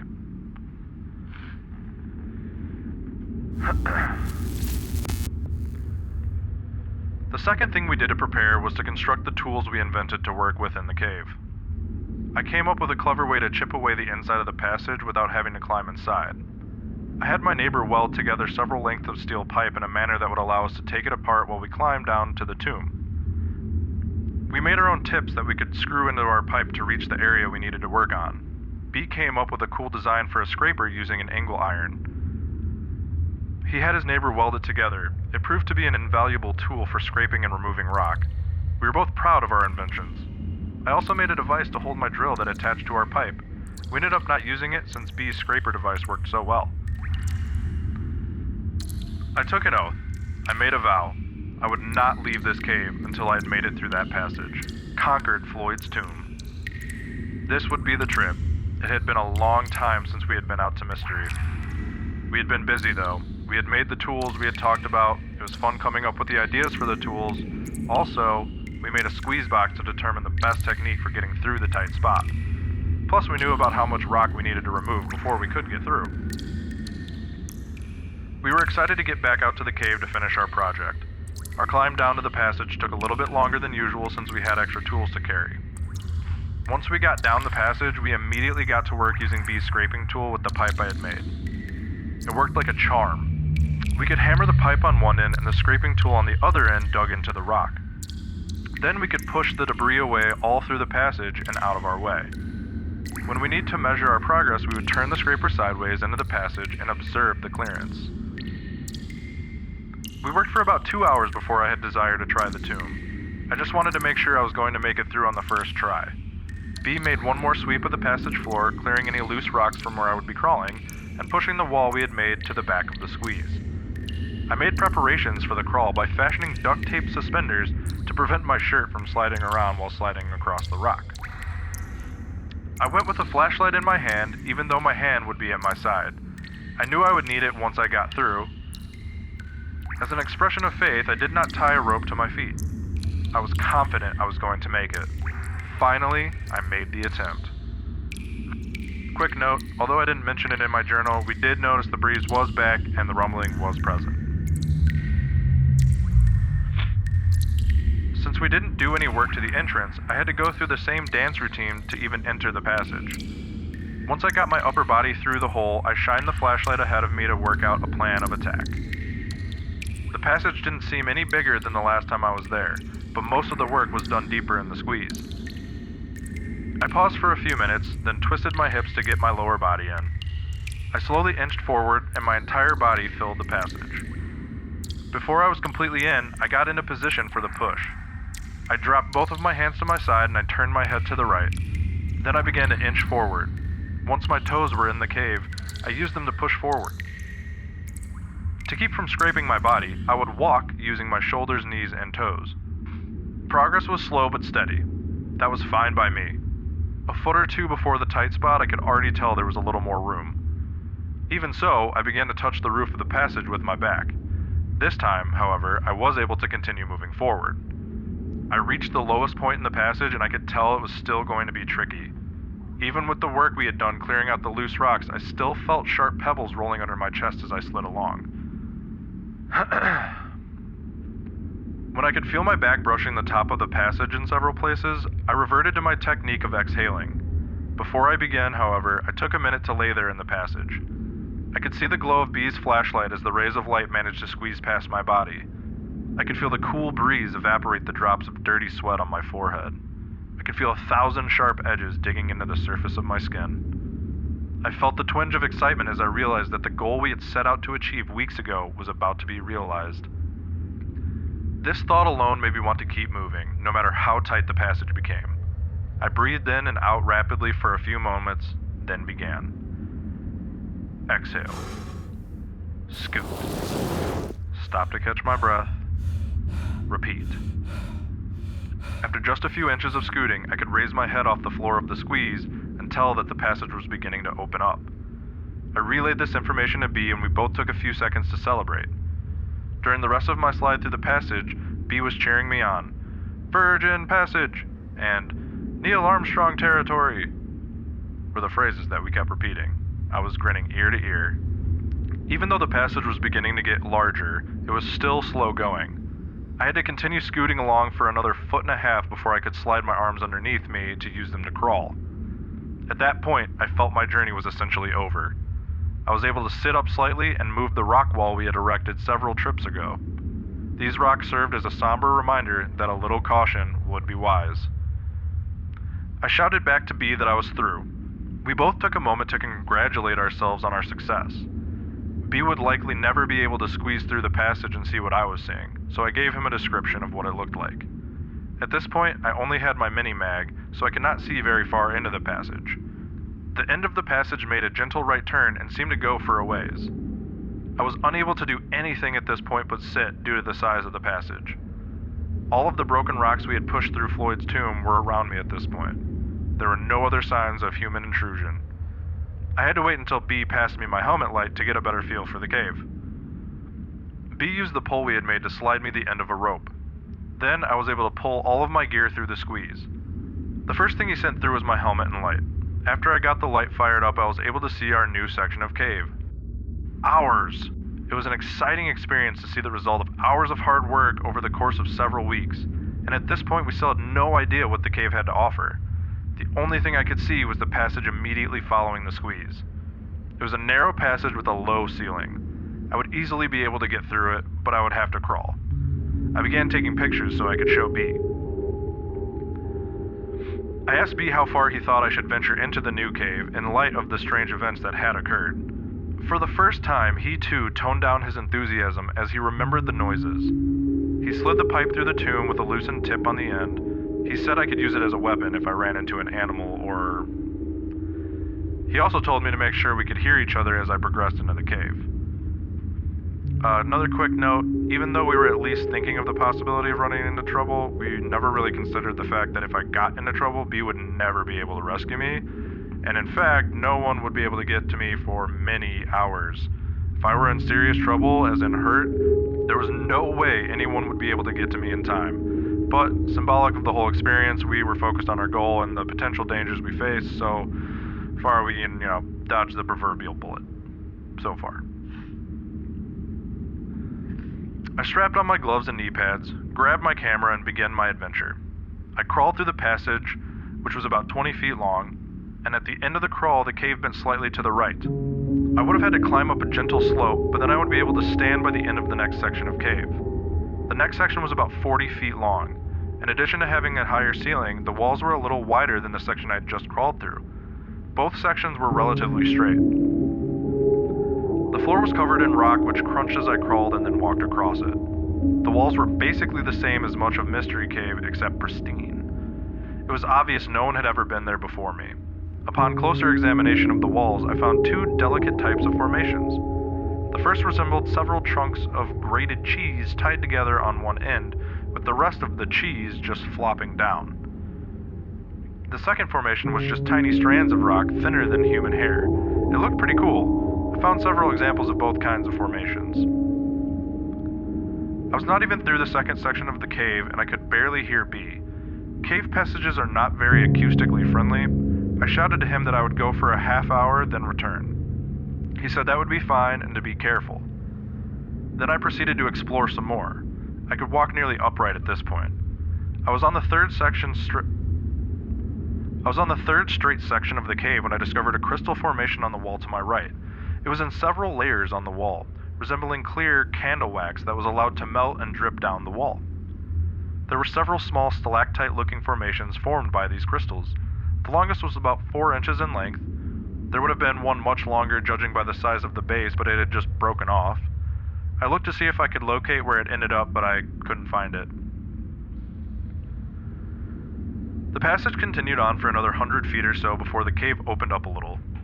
It was at the end of a short straight segment of the cave, and at the very end of the segment, the cave made a bend to the left to open up into a room. Just at the point where the room began, there was a round rock that appeared to be leaning against the wall. This seemed kind of odd, but singular formations are common in caves, so it is by no means unique. I had crawled and stepped over several large chunks of rock that fell down from the ceiling, but this one was more round than the others. Once past the rock, the room opened up to a height of about 15 feet. It was about 15 feet in width and about 30 feet in length. At the far end of the room, there was another passage leading straight out. As I entered the room, I had an eerie feeling. It was like the old saying that I felt like I was being watched. Once again, the excitement of new find faded, and the memories of the mysterious side of the cave crept back into my mind. Suddenly, I felt very alone. Fortunately for my ego, I was nearly out of time and had to get back to B before my half hour was up. I took several pictures of the room. I was going to just get a feeling for how long the next passage was when something caught my attention.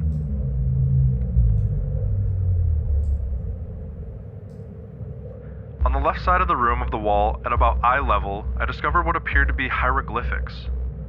It was a single drawing that almost appeared to be just part of the rock coloration. It looked like a very crude representations of people, standing below some sort of symbol.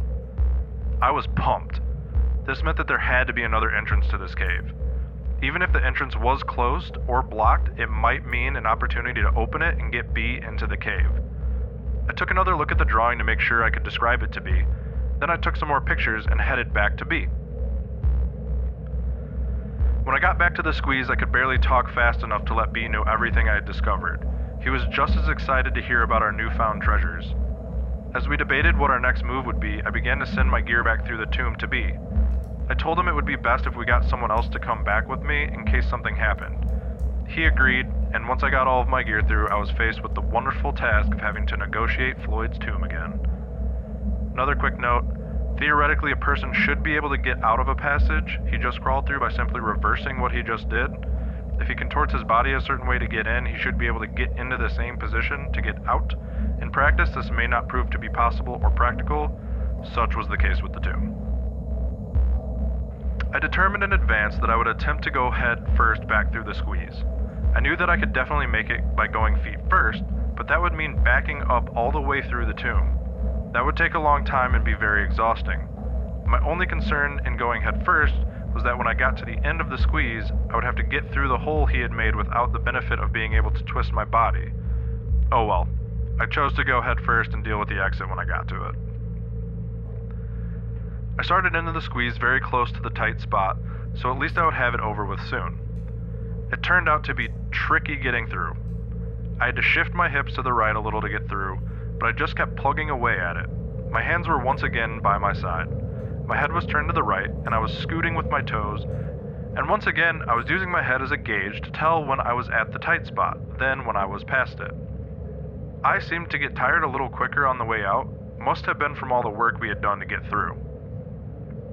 I was a little over halfway through when something bizarre happened. I was laying there, taking a brief break, when I heard a sound deep within the cave. It was the faint but distinct sound of rock sliding on rock. My blood froze in its veins. I couldn't move. I just lay there, straining to hear that sound again. Nothing. I quickly began to scoot toward the exit. I didn't mention the sound to B, but I did recall one of our earlier trips when B said he heard the same thing. The task of getting out of the hole turned out to be as painful as I thought it would be. I had to put my arms overhead and force my shoulders through the hole. It definitely left some skin behind as I slipped through. B helped me as I wiggled my upper body out of the passage. Then I could catch myself and ease my lower body out of the tomb. I was out. B and I shook hands and began to load up our gear. I was trying to listen to any sounds coming from the hole, but we were making too much noise gathering our stuff. As much as I looked forward to getting into the passage, it was a relief to get back out. This is pretty much how I felt about caves in general. I love to go in, but I feel good when I get back out again. Quick note, something strange happened with the pictures I took in the new part of the cave. The picture I took in the passage leading up to the large room all turned out just fine. Strangely, none of the pictures taken in the room turned out. Pictures of the round rock and more importantly pictures of the hieroglyphics I saw. Pictures taken before and after the room turned out great, but the negatives of the photos I'd taken in the room were clear. Nothing. I remember what the hieroglyphics looked like, so I drew a picture to give you an idea of what I had saw. Only a couple days elapsed before B found someone who wanted to explore the passage with us. B told me he had talked to a few other people who couldn't make it because of scheduling conflicts. He said they really grilled him for information about the cave and the passages. He would not tell them which cave it was to ensure that we explored it to our satisfaction before we made it known to the public. Even the guy who ended up going with us did not know which cave until we were very close to it. And he was sworn to secrecy that he would not reveal the location of the cave to anyone on the planet. I won't identify him by name, so I'm just going to refer to him as Joe. Joe, B, and I set out early in the morning to make sure we could spend all the time we wanted in the new passage. When we got to the cave, we were able to rig up and descend rather quickly. It helps when you don't have to haul half a hardware store down into the cave. Joe was impressed by our work. Even B and I took a minute to pat ourselves on the back for all the hard work we put in, and for the fact that we made it through.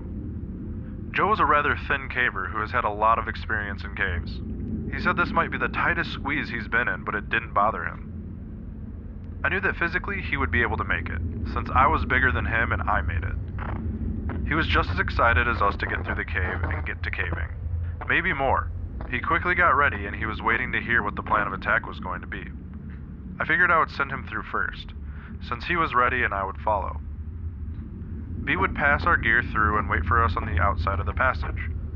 B would give us 2 hours to return. That was nice of B to go down into the cave and babysit us. It gets boring sitting there in the cave. With our plan set, we were ready to roll.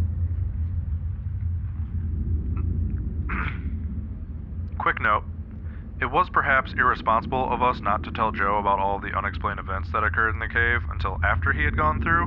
But what exactly do you tell someone? How many of the weird things did we need to, reveal to him? We did not feel that we were in any danger or we would not go into the cave ourselves. So we did not tell him a thing prior to entering Floyd's tomb. Of course, when we did tell him afterwards, it was too late. I couldn't believe how easy Joe slipped through the passage. He said it was tight, but it sure didn't look like it. Once he got in, we passed him his gear, then started in. Even though I knew that I could fit through it, it was still a slow trip through the tomb. You can only go so fast when you're scooting with your toes. When I reached the tight spot of the squeeze, I had Joe snap a picture of me. I thought it would make a good photo. Once I got through, B started to relay my stuff to me. That's when disaster struck. I had gone all the way in and turned around to pull my gear through. I had to kneel down and still crouch down low. I had just got my helmet, ironically, and light, and was turning around to feed the rope back to B when I smacked my head on top of the passage. Human skull versus solid rock. The rock won. I told B what had happened, so he sent me my first aid kit through. I was bleeding, but even worse, I didn't feel too good. I patched myself up, then told Joe I didn't think I'd better continue. He looked like a little kid who was told that Christmas was canceled. Although I didn't like the idea of him exploring the cave without me, for selfish reasons of course, I wanted him to at least see part of the cave for making the trip out here. I told him how far to go and how long it would take, then I sent him on his way. As I laid there, I could hear him crawling into the darkness. His light disappeared after the first turn. I rested a minute or two, then began my journey back through the squeeze. It was disappointing to get all the way to the cave and then not be able to explore it to its end. Actually, it's killing me. After I got through Floyd's tomb, which was painful, I sat down and munched on a Cliff Bar while B and I chatted. I told him I would even pay for a motel room if he would stay overnight. Then he could see how I was doing the next day and make another attempt at the cave. I felt goofy for having smacked my head on the cave wall. B said he was willing to give it another try tomorrow. He was just as anxious to put some closure to the cave. As long as Joe would stay overnight, we determined to wrap things up the next day. Once this was settled, we just sat back and enjoyed the darkness. We could hear no sounds coming from the passage. The silence reminded me of the scraping noise that I had heard last time we were out there. I brought up the subject with B. Since I had not explored the cave completely, I could not offer any explanation of what could be making the scraping noise, or the change in the wind strength, or the rumbling, or that terrible scream that we had heard. Suddenly, we both wished we had not sent Joe into the cave alone. B went to the hole and yelled into it. Not surprising. You just can't hear each other when you're that far apart in a cave. We nervously awaited any sounds. Good sounds, that is, Joe-type sounds. The 20-minute time limit we had set passed, then 25 minutes. I really had no desire to climb back through that squeeze. My head was still throbbing and the squeeze looked even tighter than ever. Still, I knew I was going to have to make sure Joe was safe. Just as I was getting prepared to go back through, I saw a light deep in the passage. "Joe?" I called out. Nothing. "Joe!" Still no answer. The light got brighter and I could hear the noise of someone crawling across the broken rock that lined the cave. "You okay, Joe?" "No," was his weak reply. When he got to the other side of the tomb, he said he was not feeling well. He quickly took his gear off and put them in the bag so we could pull it through. As I pulled the bag through the passage, he began to climb back through the tomb. We didn't even get a chance to question him about what he saw before he was coming back through. He quickly slipped through the squeeze and the hole and then finally got a look at him. He looked terrible. His face was pale, he was out of breath. The dust that covers the floor of the squeeze left its mark on his face and clothes. He had numerous small cuts and scratches on his face and arms, probably from his rapid exit from the passage. His eyes were open wide. We only had a brief moment to look at the change that had occurred to Joe before he started to head up and out of the cave without saying a word. While Joe and B started for the surface, I took a minute to gather our gear. Then I stopped to listen into the passage. I heard nothing, and I felt nothing. The wind had stopped. Part of me wanted to get out of the cave as fast as possible, but another part of me wanted to immediately climb back through the passage to find out what made this cave tick. Then was not the time, though. I still felt a little dizzy from my injury, and at that moment I noticed B and Joe had made good time getting up the cave passage and I was left alone. Chills ran through my body as I scurried to catch up with them. Once we got outside of the cave, I figured we'd be able to find out more from Joe. But when he got up to the final climb, he just unclipped from the rope and went straight to the truck. In the light of day, he looked even worse than in the cave. B and I gathered up the rope and our gear and headed for the truck. Joe said he did not want to stay overnight because he felt terrible, and we believed him, so we headed home. We couldn't get no more information from Joe. He just stared straight ahead. He was shaking like a leaf, and he said he wasn't cold. When we tried to question him, his answers were short. I asked him if he saw the hieroglyphics. No. Did he hear us yelling? No. Do you see the round rock? No. Do you see the crystals? No. He said he just went a little ways in and started to feel sick. Something was fishy about his answers. He would have had to seen the crystals if he got far enough into the cave that he couldn't hear us yelling, but why would he not elaborate? Last note, the rest of this trip passed in an eerie silence. Joe didn't say much else. We gave him a brief outline of the strange events that happened in the cave. He didn't reply. As we were dropping him off, we asked if he wanted to go back in the cave. He shook his head and ran into his house. I tried to call him later in the day and the next day, but only got his voicemails.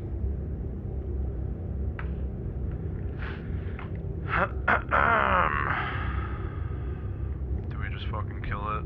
Do we just do it? Is that the last one? Yeah. Yeah, might as well if it's the last one. Okay. I need a minute. Okay. Let me stop recording.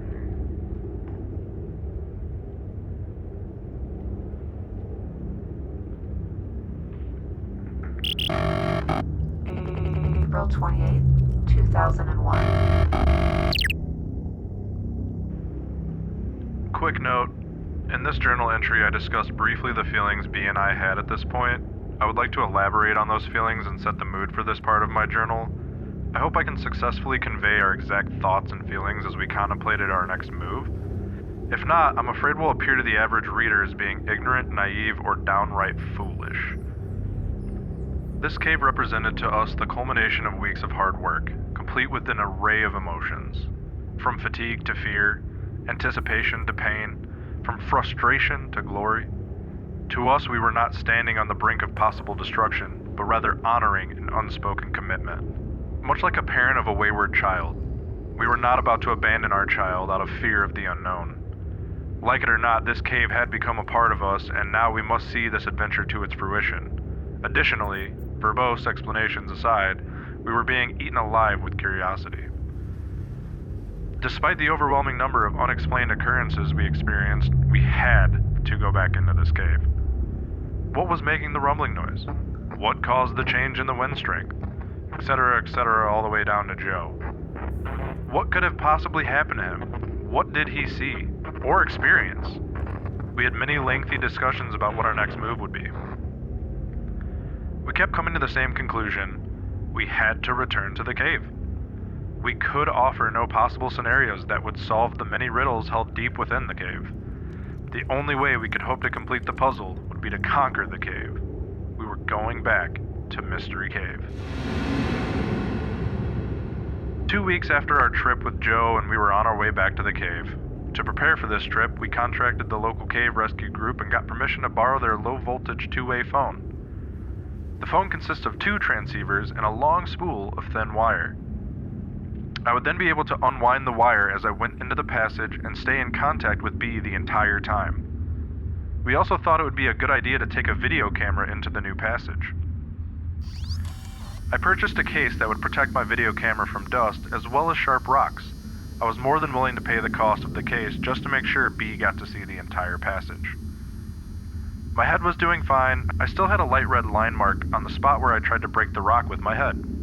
I never went to a doctor, but it was a very painful experience. I have thought about what would have happened if I had been able to go into the passage with Joe. He was a changed man after he came out. I have been calling his house nearly every day trying to talk to him, but he will not answer the phone. B called his work and a mutual friend told him that Joe called in sick 2 weeks ago and hasn't been in since. He said Joe warned his boss he might be out a while. I even stopped by his house. The first time it looked like someone was home, but no one answered the door. The second time his car was gone and there was no lights on. I hoped to talk to him before this trip, but it didn't work out. As we were rigging up the rope to descend into the cave, I felt something for the first time. I did not want to go into that cave. It was not a feeling of foreboding. I was not receiving some premonition. I just had no desire to enter the underground world of Mystery Cave. I didn't share this feeling with B at the time. Even though I had no desire to go into the cave, I knew he had to. So I double-checked my gear and slipped over the edge of the cliff. Right from the beginning, it seemed like the cave did not want us to be there. Nothing went smoothly. Every time we tried to clip a carabiner or tie a knot or attach something to the rope, we had to do it 3 times to get it right. Fortunately, we recognized this and made sure everything was safe and secure. As we slowly made our way down, we were continually bumping into the side of the cave or stumbling as we walked or dropping things. We finally reached a point where we stopped and gathered ourselves before continuing. Our load was relatively light, but we were taking forever to get to the hole. Finally, we made it. We checked the camera and phone to make sure they survived the trip. We tested everything and I gathered the gear I wanted to take into the passage. Then it was time. We looked at each other but said nothing. Then I turned to face the passage. As I twisted my body to begin entering the tomb, I desperately hoped it would be the last time I would contort my body to enter this claustrophobe's nightmare. The trip through Floyd's tomb went smoothly, figuratively speaking. After I got through, we took several minutes to get everything passed through to me. I got suited up and tested all the equipment. The phone worked like a charm. I videotaped the squeeze and then the first section of the new passage. Since I would be unable to tape while I crawled, my plan was to crawl to the next section and then stop and film some more. I could video what I had just been through and then video what I was going to crawl through next. That way I could get each section from both ends. I was starting to feel pretty good about the trip. I felt a sense of personal satisfaction at being able to provide a way for B to see the fruits of his labor. It was awkward lugging the camera and unrolling the phone wire while trying to crawl. I knew it would be worth it though. The small formations were too small to show up on video. With normal outside lighting, it would be no problem, but with my headlight as the only source of light, the effort was futile. The crystal formations turned out quite nice. They were easily large enough and made for some pretty good footage. I took advantage of the film stop to check the phone. It was comforting to hear someone's voice deep within the passage. We chatted briefly, then I unplugged the phone and prepared to continue. The phone resembled an oversized regular phone, more like the ones you would see in war movies. When I wanted to talk to B, I would just plug the phone into a special jack on the spool of wire. The power source was on B's end of the phone, so it was always turned on. The reception was as clear as a normal phone. I continued forward. Even though progress was slow, it was steady. Things were going pretty good until I reached the round rock. Once again, I got this strange feeling, just like the last time. I looked around carefully, but saw nothing to be alarmed about. I proceeded to film the entire room. I got good shots of the round rock from all angles. I got the walls, ceilings, and the floor to the best of my ability. I even got some pretty good tape of the figure on the wall.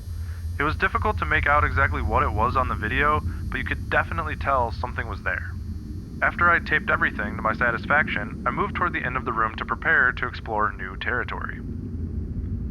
At the far end of the large room was a passage that led to darkness. The entrance was about a foot lower than my head, and it looked like it continued at that height for as far back as I could see. I ducked under the ceiling and prepared to see new sights. The walls of the new passage were darker than the rest of the cave to this point. The floor was made up of the same type of broken rocks. The ceiling had the same type of near-perfect arch as in the old section of Mystery Cave. It almost seemed out of place in the jagged atmosphere of a cave. I could only see back about 30 or so feet where the passage appeared to make a right-hand turn. I thought this would be a good place to check in with B. It took a couple of peeps before he answered the phone, but once he did, his voice was still crystal clear. It sounded like he might have been snoozing. Had I been gone that long? He said he was doing fine and that I could take as much time as I needed. I thanked him and hung up. His patience has been wonderful during this whole project. He has spent a lot of time just waiting for me while I explore the passage. I was glad he was still willing to sit and wait. I hung up the phone and started to film the new passage. Then it happened. From behind me, I heard the scraping noise. It was loud. It was close, and it was coming from the large room I had just left. I wheeled around to face whatever had made that noise. When I did, I lost my presence of mind and stood up at the same time. Crunch! My helmet crashed into the passage ceiling. My light broke, and I was buried in heavy darkness. Pain shot through my neck and down into my back. The helmet had protected my head, but my neck was nearly numb from the impact. Fear enveloped me, and my knees began to weaken. I slowly and involuntarily slumped to my knees. I gently set the camera down as I began to see stars from the pain in my upper back. The scraping noise only lasted a few seconds, and now the only sound I could hear was my own panic-inspired breathing. Not only could I feel the fear thick upon my chest, but the darkness seemed to hold me in place. I felt like I was vulnerable from every direction. I wanted to turn and look behind me, and to the side of me, and in front of me. Everywhere I looked, I saw black. Finally, I broke the stupor of terror long enough to reach for my alternate light source, the mini-mag on my helmet. I twisted the light to turn it on, and when I did, I nearly cried. I had forgot to put fresh batteries in, and now I could barely see more than a few feet. Still, it was better than nothing. I immediately began shining the light with all my might into the large room. I strained to get a glimpse of any movement in the room. Nothing. I was shaking violently as I sat there trying to figure out what to do. My mind was not thinking clearly. I honestly thought I was going to die right then in the cave. For a fleeting moment, I wondered how B would ever figure out what had happened to me. Then it hit me like a boulder. The phone! My mind must have been clearing up at that point because I also thought about my glow sticks. Without taking my eyes off the large room, I felt around in my pack for the glow sticks. I found one and ripped it out of the package. I could tell something was wrong by how it sounded. It has been inadvertently broken and was now useless. I chucked it on the ground and searched my pack for another one. I took my eyes off the large room only to check the passage behind me occasionally. I found another glow stick, broke it to light it up. The soft green glow created eerie colors on the walls of the cave. The stick provides barely enough light to see the immediate area and provided no hint of what lay ahead. I felt the pack for one more light, again without taking my eyes off the room. I felt the third glow stick and ripped it out of the package. After breaking it to make sure it worked, I hesitated, then threw the glow stick into the large room. The throw was perfect, and the stick sailed through the length of the room. In the brief moment that the light traveled through the room, I saw nothing but cave walls. The absence of anything unusual did nothing to ease my state of panic. At the far end of the room, I got a brief glimpse of the round rock as the light bounced on it. Then the light went behind the rock and seemed to disappear. I was still shaking, but at least I didn't see anything. Still, there was the noise.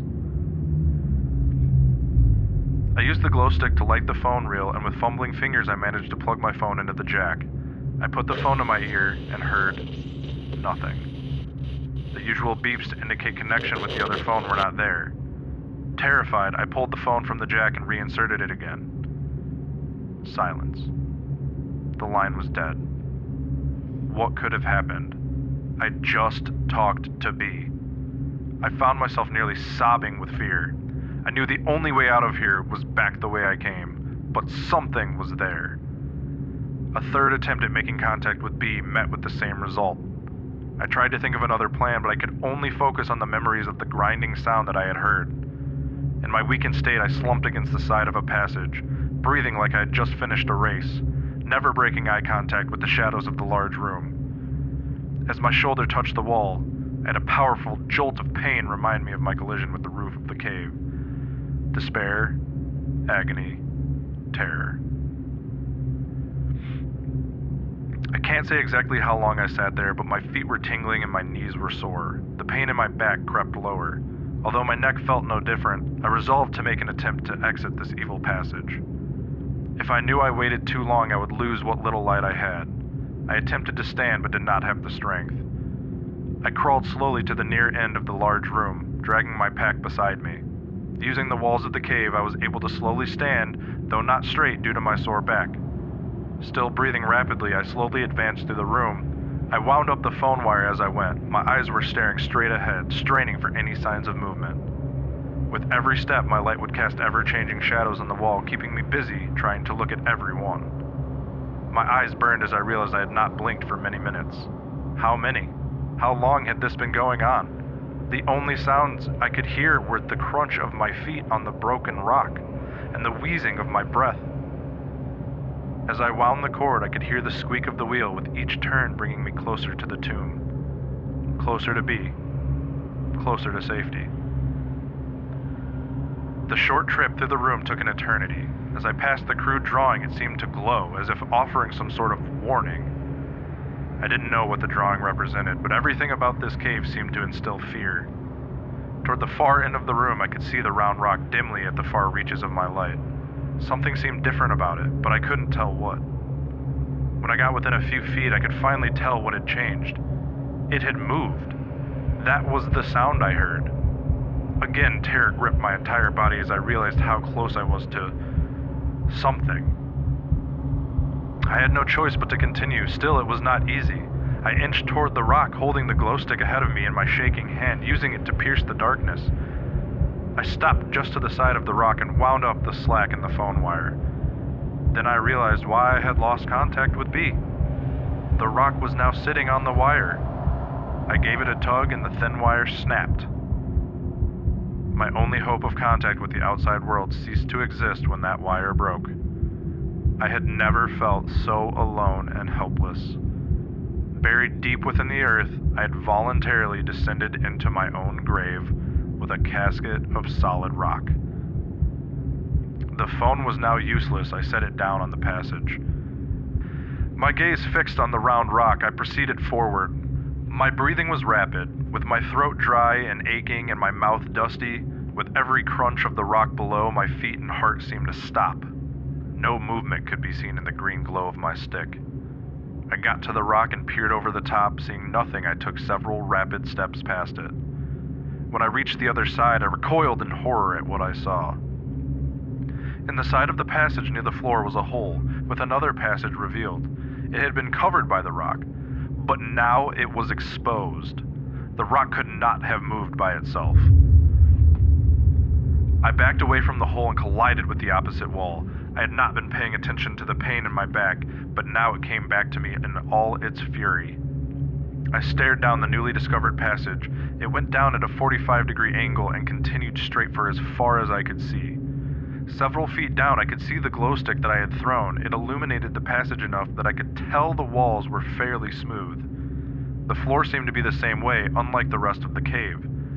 The passage was about 3 feet in diameter as far as I could see. It would have been an easy passage to explore if I had the desire to do so. Right now I wanted out of the cave and into daylight. I slowly backed away from the hole toward B. I never took my eyes off the abyss. I nearly tripped over the phone wire as I turned to leave this devil's lair. I noticed my mini-mag was practically dead, leaving me only with the glow stick. I wanted to sprint to Floyd's tomb. Just hearing another human being would help alleviate some of the fear I was experiencing. As I turned away from the large rock in the hole, I felt an overwhelming sense of panic fill my soul. It felt like a legion of demons were about to attack me from behind. I felt like my salvation lay ahead of me in the darkness and Lucifer was behind me, trying to keep me from safety. I found myself moving much faster than I should have been in that cave. My only thought was to get out as quickly as possible. I passed the crystal formation, barely even noticing this beautiful creation of nature in the green glow of my light. Every time I ducked to avoid a rock, I felt my back scream, its reminder of my injury. When I got to the point in the passage where I had to crawl, I flung myself down on all fours, barely slowing down as I dropped. When my hands came in contact with the cave floor, I felt an electric shock shoot all the way down my back and simultaneously down my arms. For the first time since this nightmare had begun, I let out a scream. I crumpled down and lay there on the rock, with new levels of pain manifesting every time I inhaled. Whimpering from fear and pain, I tried to listen to any other noise in the cave. I could feel the silence pounding in my head. I knew from previous trips that B was still out of earshot, but I was close. Forcing myself to move, I winced as I pulled my body onto all fours and started to progress along the cave. I still held the glow stick in my head, but I had ceased checking behind me. Now my focus was ahead of me. I reached to the point where I could yell to B, but I didn't make a sound. I didn't want to stop long enough to talk. Finally, I reached the last stretch of the cave before the squeeze. As I was crawling toward the beginning of the tomb, I called to B. He answered back. I screamed to him to get everything ready to go. He asked if I was okay. Since he hadn't heard from me on the phone, he had gotten worried. I told him no, and to get everything ready to go. When I reached the rope, I flipped off my helmet and shoved it into my pack. For the first time, I realized I had forgot my video camera. It was a fleeting thought. I cared no more about that camera than a passenger of the Titanic cared about a hat or a coat. I tied the pack to the rope and told him to pull it through. Then I told him to start heading toward the surface as soon as he pulled the rope through. He asked why, and I screamed that there was something in the cave with us. My back ached with every move I made. I knew it didn't matter though. I was just going to get through the tomb as fast as I could, injuries notwithstanding. Just as I started into the squeeze, I felt the wind in the passage increase, and with it the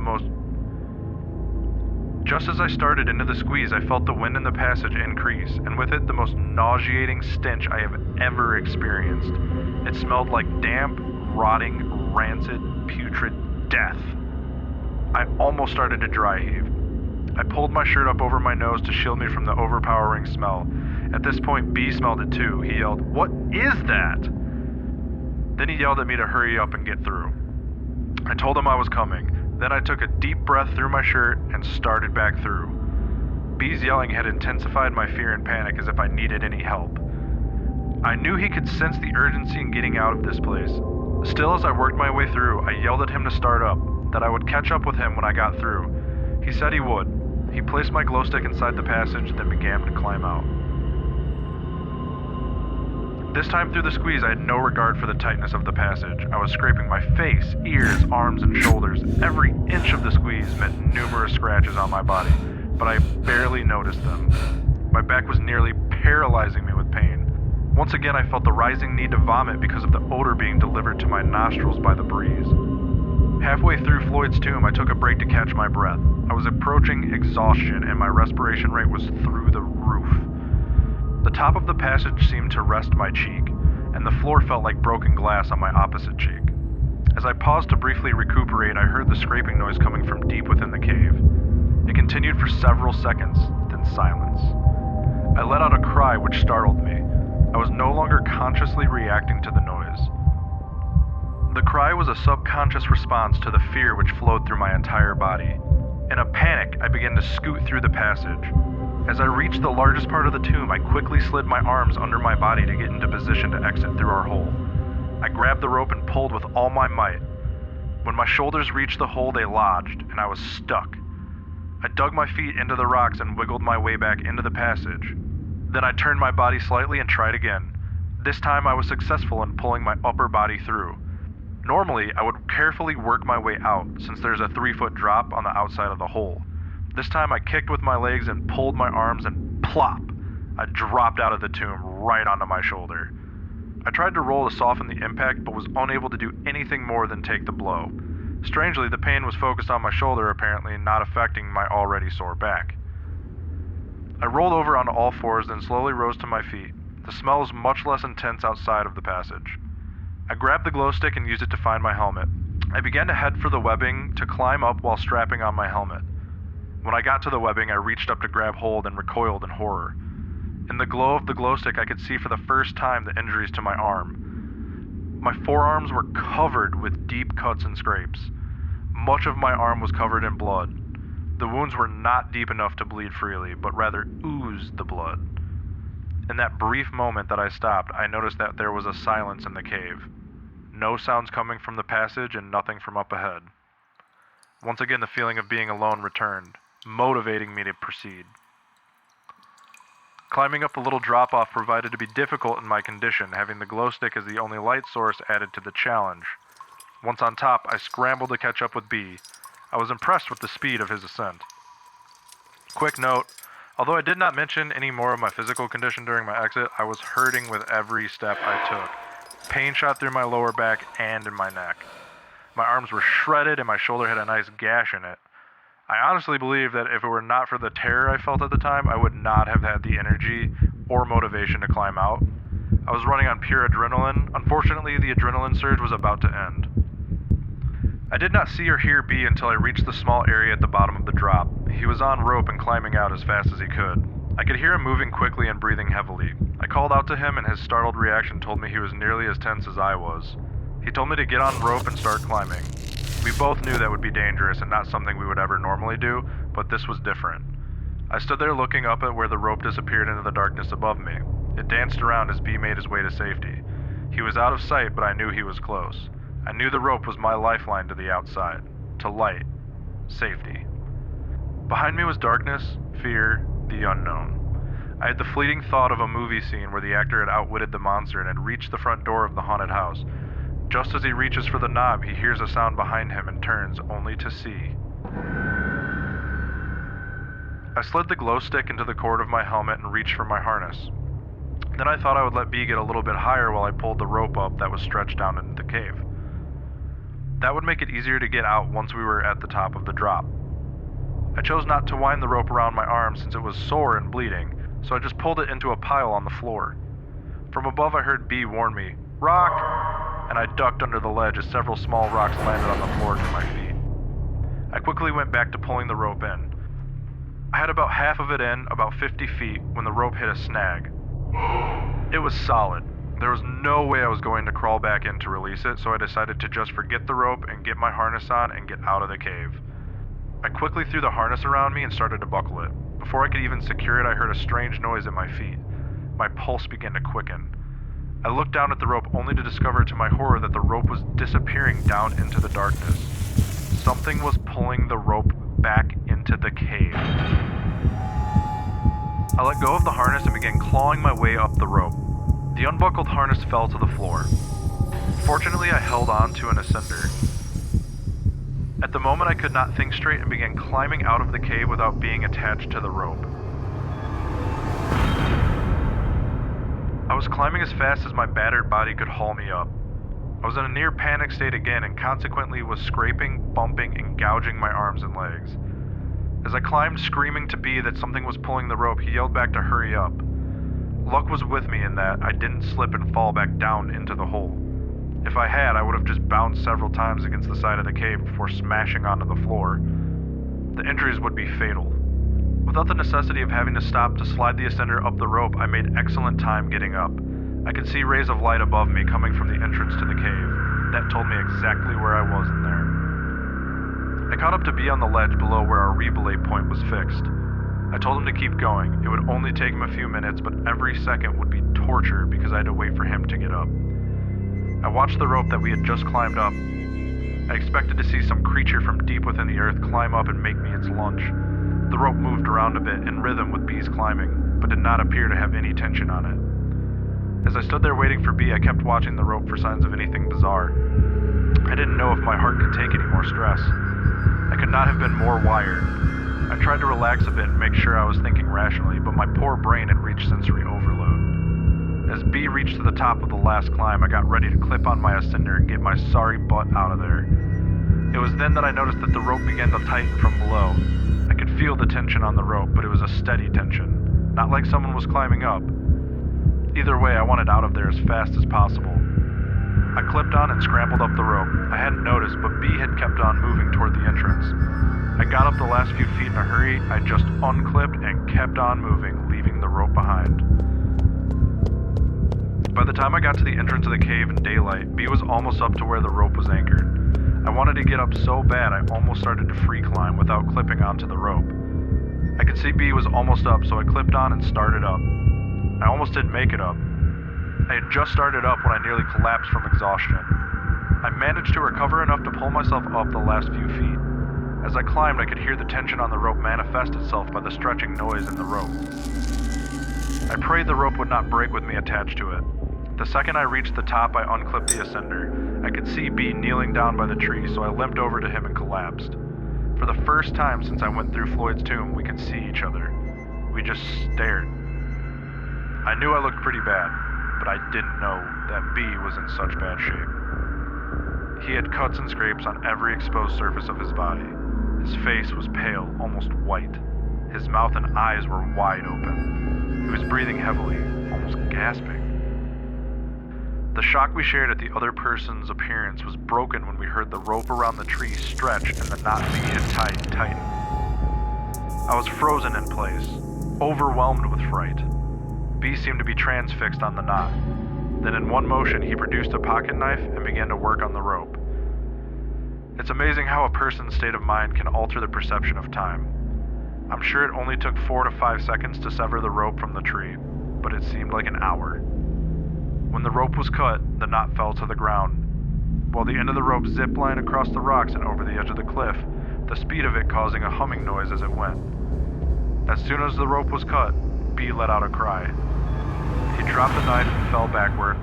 Watching the rope fly over the edge brought the feelings in the passage back to me. I got up and headed towards the truck. I noticed B was still laying there wide-eyed, staring at the point the rope disappeared. I called to him, which seemed to break his trance. He got up and hurried away from the tree, the cave, the nightmare. Neither of us said a word the whole way home. Last note, it's now 4 days after our trip to the cave. It has taken me 4 days and dozens of attempts to get this entire experience written in my journal. Every time I started to write, I recalled the terrible feelings I had and couldn't write anymore. I felt compelled to continue, so as to document the unbelievable events while all of the details were fresh in my mind, I can still feel the pain, still smell the stench, still experience the terror. Even typing from my journal has taken hours. I would like to write more, but it will have to wait. Even now, with several days between me and this event, I can't relax. I can barely concentrate. That's all for now. It has been 3 weeks since our last visit to the cave. I want to update everyone as to my condition, my plans for the cave, and the events of the past few weeks. I apologize for not returning your phone calls. I've been getting all of your messages. I just haven't felt up to calling back. Steve and Mark, thanks for your words of encouragement on my answering machine. I know you two are sincerely concerned for me. You are awesome friends. Mark, I know you stopped by the house a few times, and I'm sorry I never answered the door. It just really helped knowing you dropped by.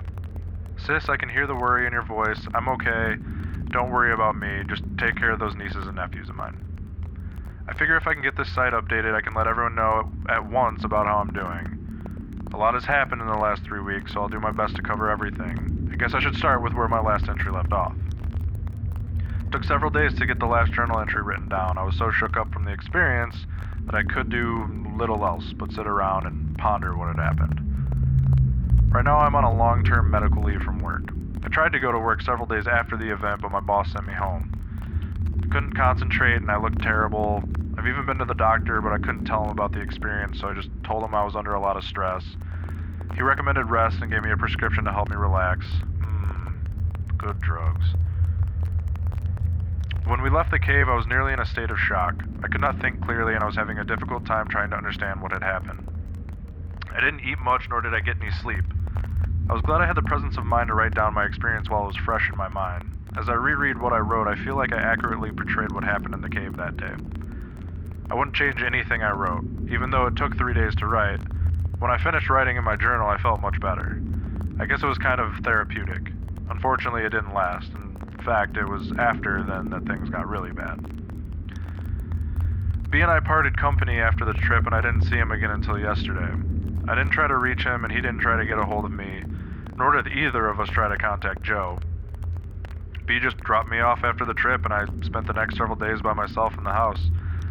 I tried to eat, but had no appetite. I was restless, but I couldn't find anything to do to take my mind off the experience.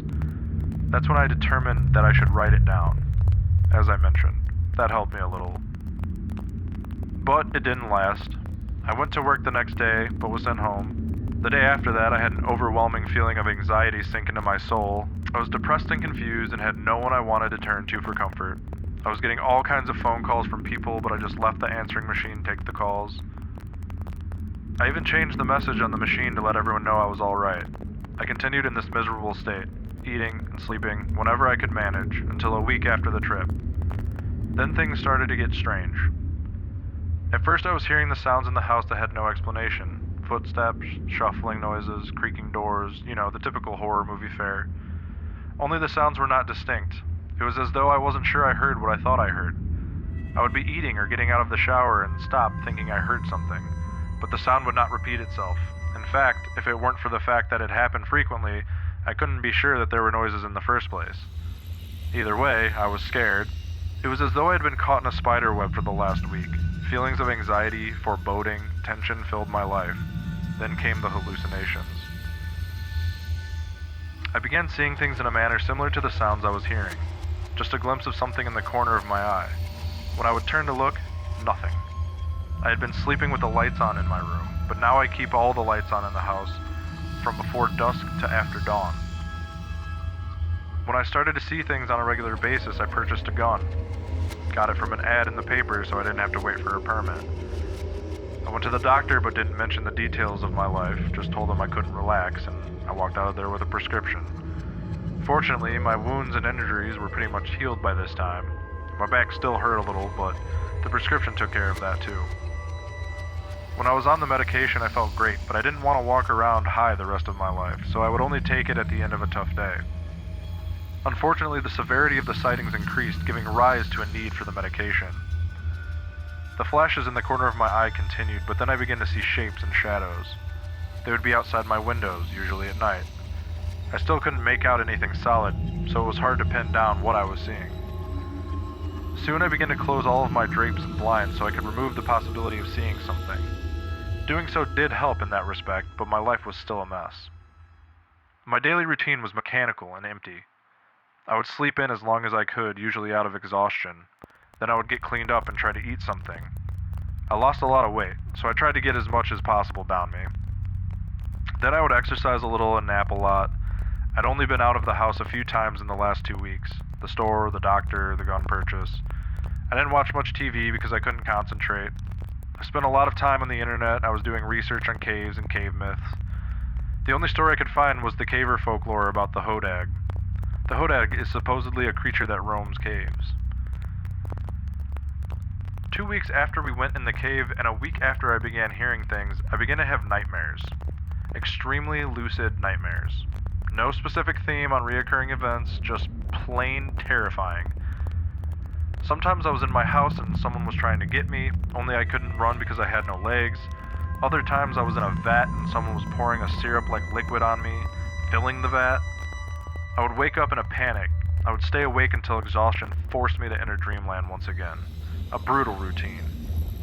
It continued for several days until I reached a climax on the 6th day, yesterday. My dreams seemed to be so real I had a hard time telling if I was awake or not. I was beat, really drained of energy and spirit. I was going from the living room to my bedroom in the early evening when I looked down the hall and saw a dark figure toward the end. I thought it was a thief and began to back up slowly. It didn't move. As I was backing up, the lights flickered off and on. Every muscle was tense. I stopped to stare at the figure. Just then the phone rang. It startled me so bad I stumbled over the chair. When I got up, I wheeled around to look down the hall and nothing was there.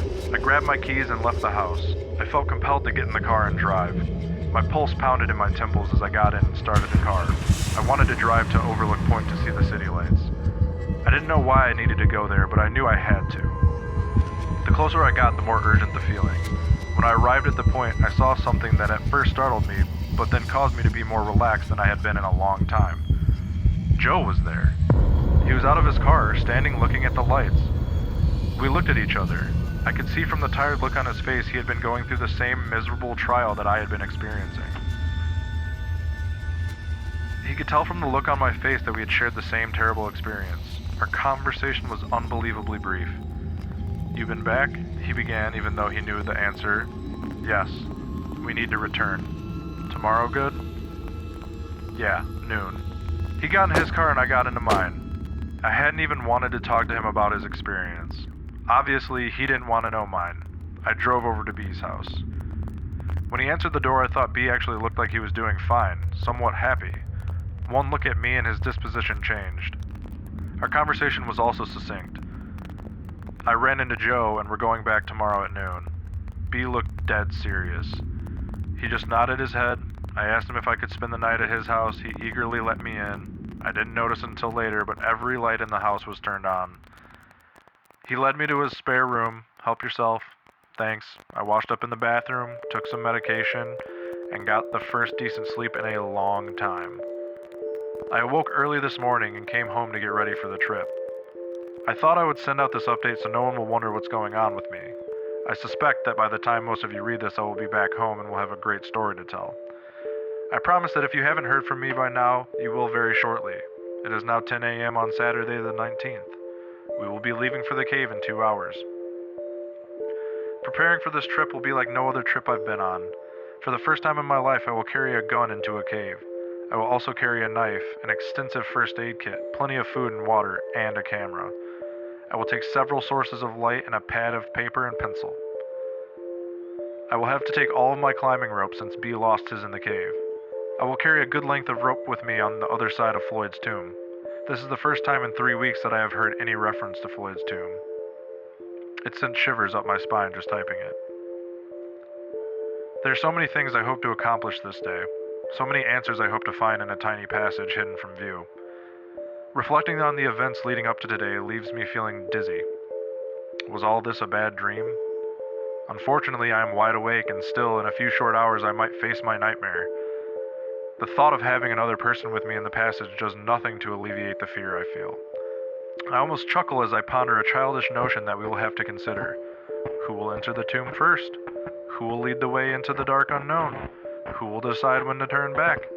Foremost among the questions in my mind is, what about the video camera that I left behind? Is it supposed to be able to record in complete darkness? I left the thing running, so what might we find on that tape? Darker questions follow. What if the camera is gone? What if it's destroyed? Although it is difficult to put an exact name on my motivation, I think closure fits quite nicely. I need to find out a few things about this cave. The main thing, believe it or not, is to find the end of the cave. With all of the bizarre things that I have witnessed these past few weeks, it would seem a bit trite to want as a primary goal to get to the end, but that is what I want. To be sure, I will be seeking other bits of knowledge along the way. If, however, I find the end of the main passage and an end to the passage hidden by the rock, I will be content to never return to the passage or the cave again. Never. It would seem to me that crawling headfirst through a tight passage into the darkness is an unnatural thing. Just like crawling up the side of a cliff for recreation. Or jumping out of a perfectly good airplane and floating to the ground. We do these things to satisfy our hunger for adventure. This subconscious desire to conquer our own little Everest. As B is fond of saying, caving is the last opportunity for exploration for the person with modest means. True, just a short drive from just about anywhere in the country is a cave waiting to be explored. Even a cave well known among the general public can be approached by someone for the first time as an adventure, something new, something to overcome, because it's there. Many of you don't agree with my decision to pursue this cave. I know this from the messages I have received. If I am ever to exit the overworld and enter the subterranean world of a cave, I must now return. I no longer feel that I have a choice. I must return. For my family and friends who are reading this, I say, be at peace. I will conquer this cave, then I will return and update this website immediately. I will include any photos we take in the cave today, and if you stop by the house, I will show you the video I will have. I expect to be home later tonight or tomorrow at the latest. See all of you soon, with a lot of answers. Love, Ted.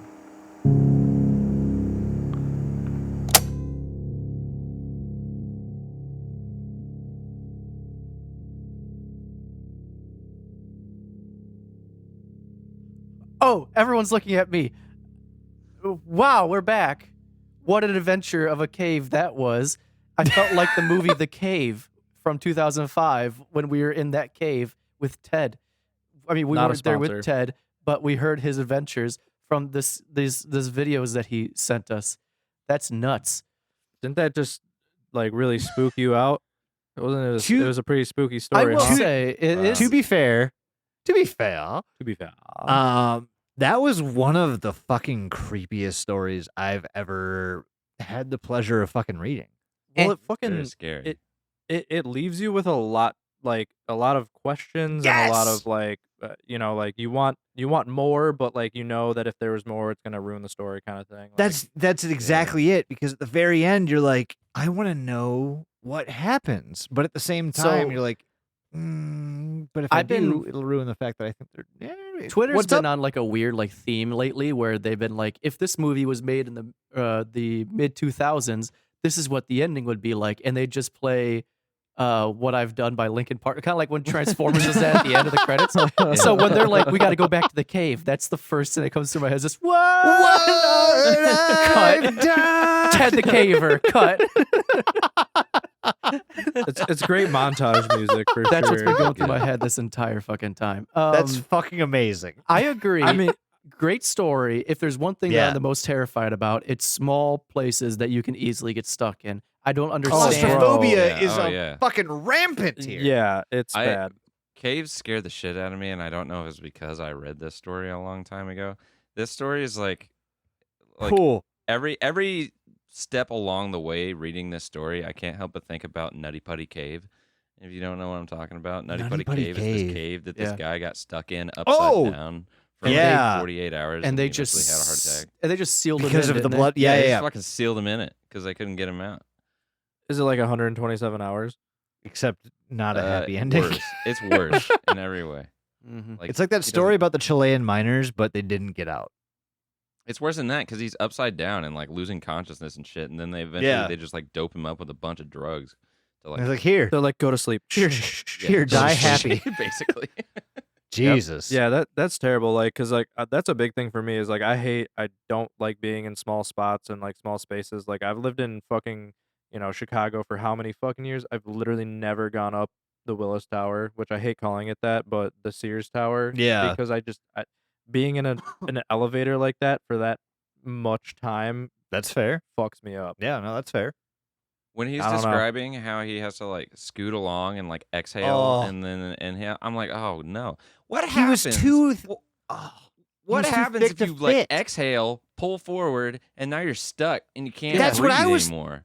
The whole time when he was scooting, I'm like, holy shit. If you exhale or you inhale when you're in a too tight passage and you crush your fucking sternum and lungs, If you like, you're fucked. sneeze, you're dead. Oh, you're so dead if you Well, sneeze in that passage. I was literally talking to Alyssa about this last night. I was like, could never cave. I could never squeeze through that because my ass just too thick. It really, it do Like be I could not squeeze through a squeeze to save my life. There's the sound no of my way. ass. The See, sound of that's the game that I think B was playing. I think he was like, yeah, I know I can't go through this hole. I'm not doing that. the sound of my He's ass like, cheeks "Oh, clapping I'm too together big." caused the Oh, cave so to collapse. sorry.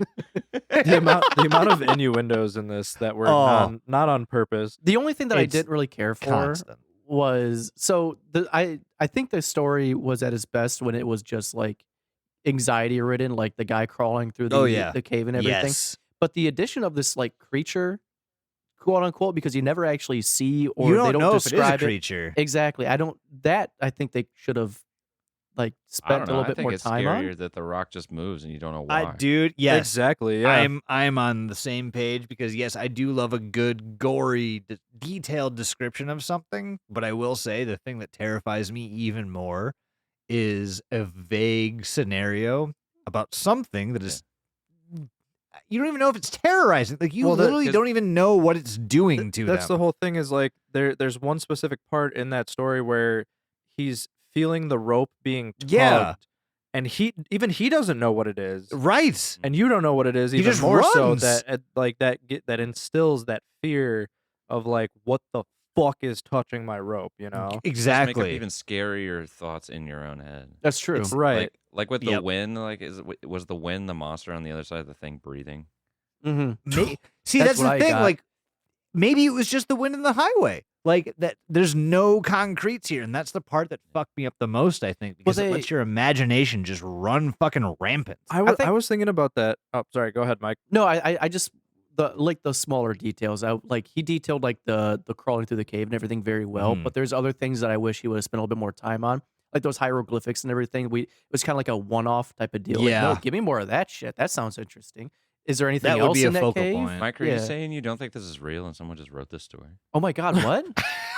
No, That you can't. No, there's no way in hell you can think that. Say it ain't so.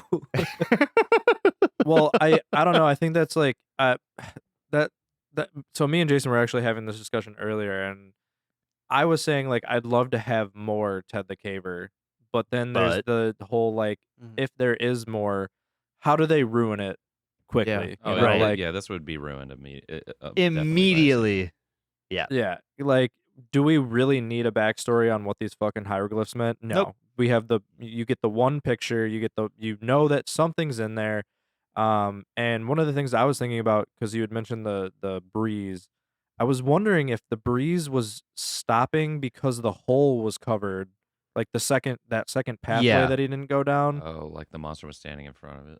No, Well, no, because dude, it the, was the it was- round rock the round was rock covering it. Right, the round rock is covering the passage, so there's no breeze. Right. So I And then it wasn't sure. opens. Right, and that's you hear. Well, so it would be backwards actually. So, well, no, I guess No, it no, just yeah. depends because you hear the rock slide, The but grating. you only hear the rock slide when there's no breeze. So you'd have to so assume it's that opening, maybe the breeze. which means maybe they're getting close enough to it to where it's like, ooh, I should open up and let them inside. I don't know. I don't know. even know, man. There's a whole thing with the round rock as well. There's a whole thing with the downstairs. Like, there are so many vague details, but that's the thing that makes it so good because it leaves us to sit here and be like, well, what is happening? What is this? What is that? Why is this That's happening? true, And, right. I look, think- that's what we're doing right now. I think there's a difference between reading it. Like, I think reading it was probably better that way. But I was listening to like an audio book about it, and the guy added all this like sounds and everything to where Mm. they made it seem more like it was a creature stalking them. So Mhm. I guess like from my perspective, it's like I want more of that. But from your guys' point of view, it's like no, that makes more sense. Like you're saying, like it's scarier having it in your imagination. Is it a creature? Is it just them? Is it just rocks moving around? You never really know. But this one that I listened to kind of made it seem more creature based. like- So yeah. I think that's kind of one of the fun things about this is because even though like I've read it before and I've read it again, I didn't listen to full audio dramas of it, but I've listened to like a couple bits and pieces of people, and it is kind of fun to see like through that audio drama you get to see like what they think it yeah, might have artist been. interpretation. Yeah. It's like So it's like Beowulf. With Yeah, the- exactly. the monster at the end. Is it actually a monster? Is it just a What is it? person? You don't know. No idea. It's artist interpretation. Yep. First time I read this, I thought that when they got to the end of the tunnel, they were basically just gonna like crawl into a monster's mouth, like this. Yeah. Yeah, man. the Like monster's I was feeding hole. Yeah, I was waiting for like the other shoe to drop.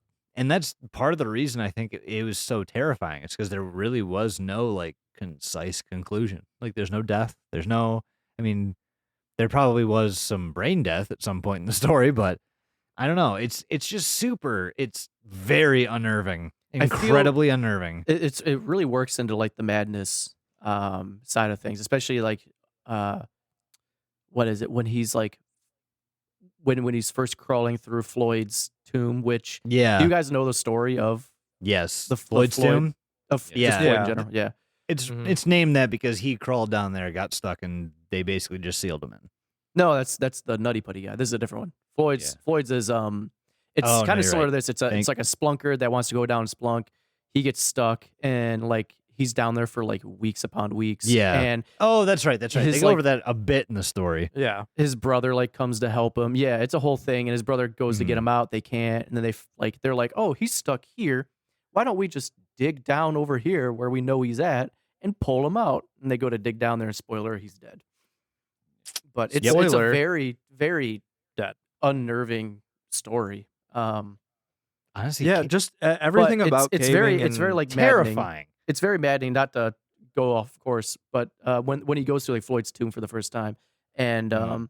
he mentions how he like hears that scream, and then like Yeah. he cracks the light and everything. It's just in the dark. He's like, oh, I don't know where I'm at. I gotta turn around. La, la, la, la. I'm Dude. like, oh. Did you know? something's Okay, happening. did you notice yourself starting to read like? Oh, you listened to it. Never mind. Did anyone else who read it? Did you start reading like faster and faster as Oh, the yeah. glow sticks came out? Yeah. Absolutely. Oh, dude, the writing was when that starts happening to me, I recognize it because that's fucking fantastic writing. Some If of you it- can influence how your reader is actually reading the story, you've Yeah. got some fucking talent. Some Yeah, of it. for- The first, like, for this being like the first creepypasta, the writing is incredible. Yeah. 'Cause, Yeah. like most of the time, I feel like in internet horror genres, like the stuff that comes later, like the analog horror and stuff that has come later, is way better than the originals, and the originals are super shit. I feel like this is written better than most creepypastas or no sleeps or anything that have come. Oh, out. Yup. 1,000%. We started and peaked, and it's just kind of been like downhill. Mhm. Yeah, well, this is another thing that I was thinking about as I was reading this was current creepypastas. A lot of them, they try to take the image of whatever terrifying thing is tormenting like the main characters. They try to take the image of whatever they have in their head and they try to describe it so everybody has the same image. Yeah. The thing with this one is there are no descriptions of the thing that's tormenting them, which means everybody's interpretation of what it is a little bit different. And I think that's a super important thing to remember when you're writing these creepypastas is allow some interpretation. Mhm. Otherwise, it's not going to be as terrifying as you want it to be. Yeah, I definitely am just imagining Ratma. The Ratma podcast is back. Fuck yes. Hell, Ratma. Yeah, let's do Let's that. do real or fake. Okay. On 3?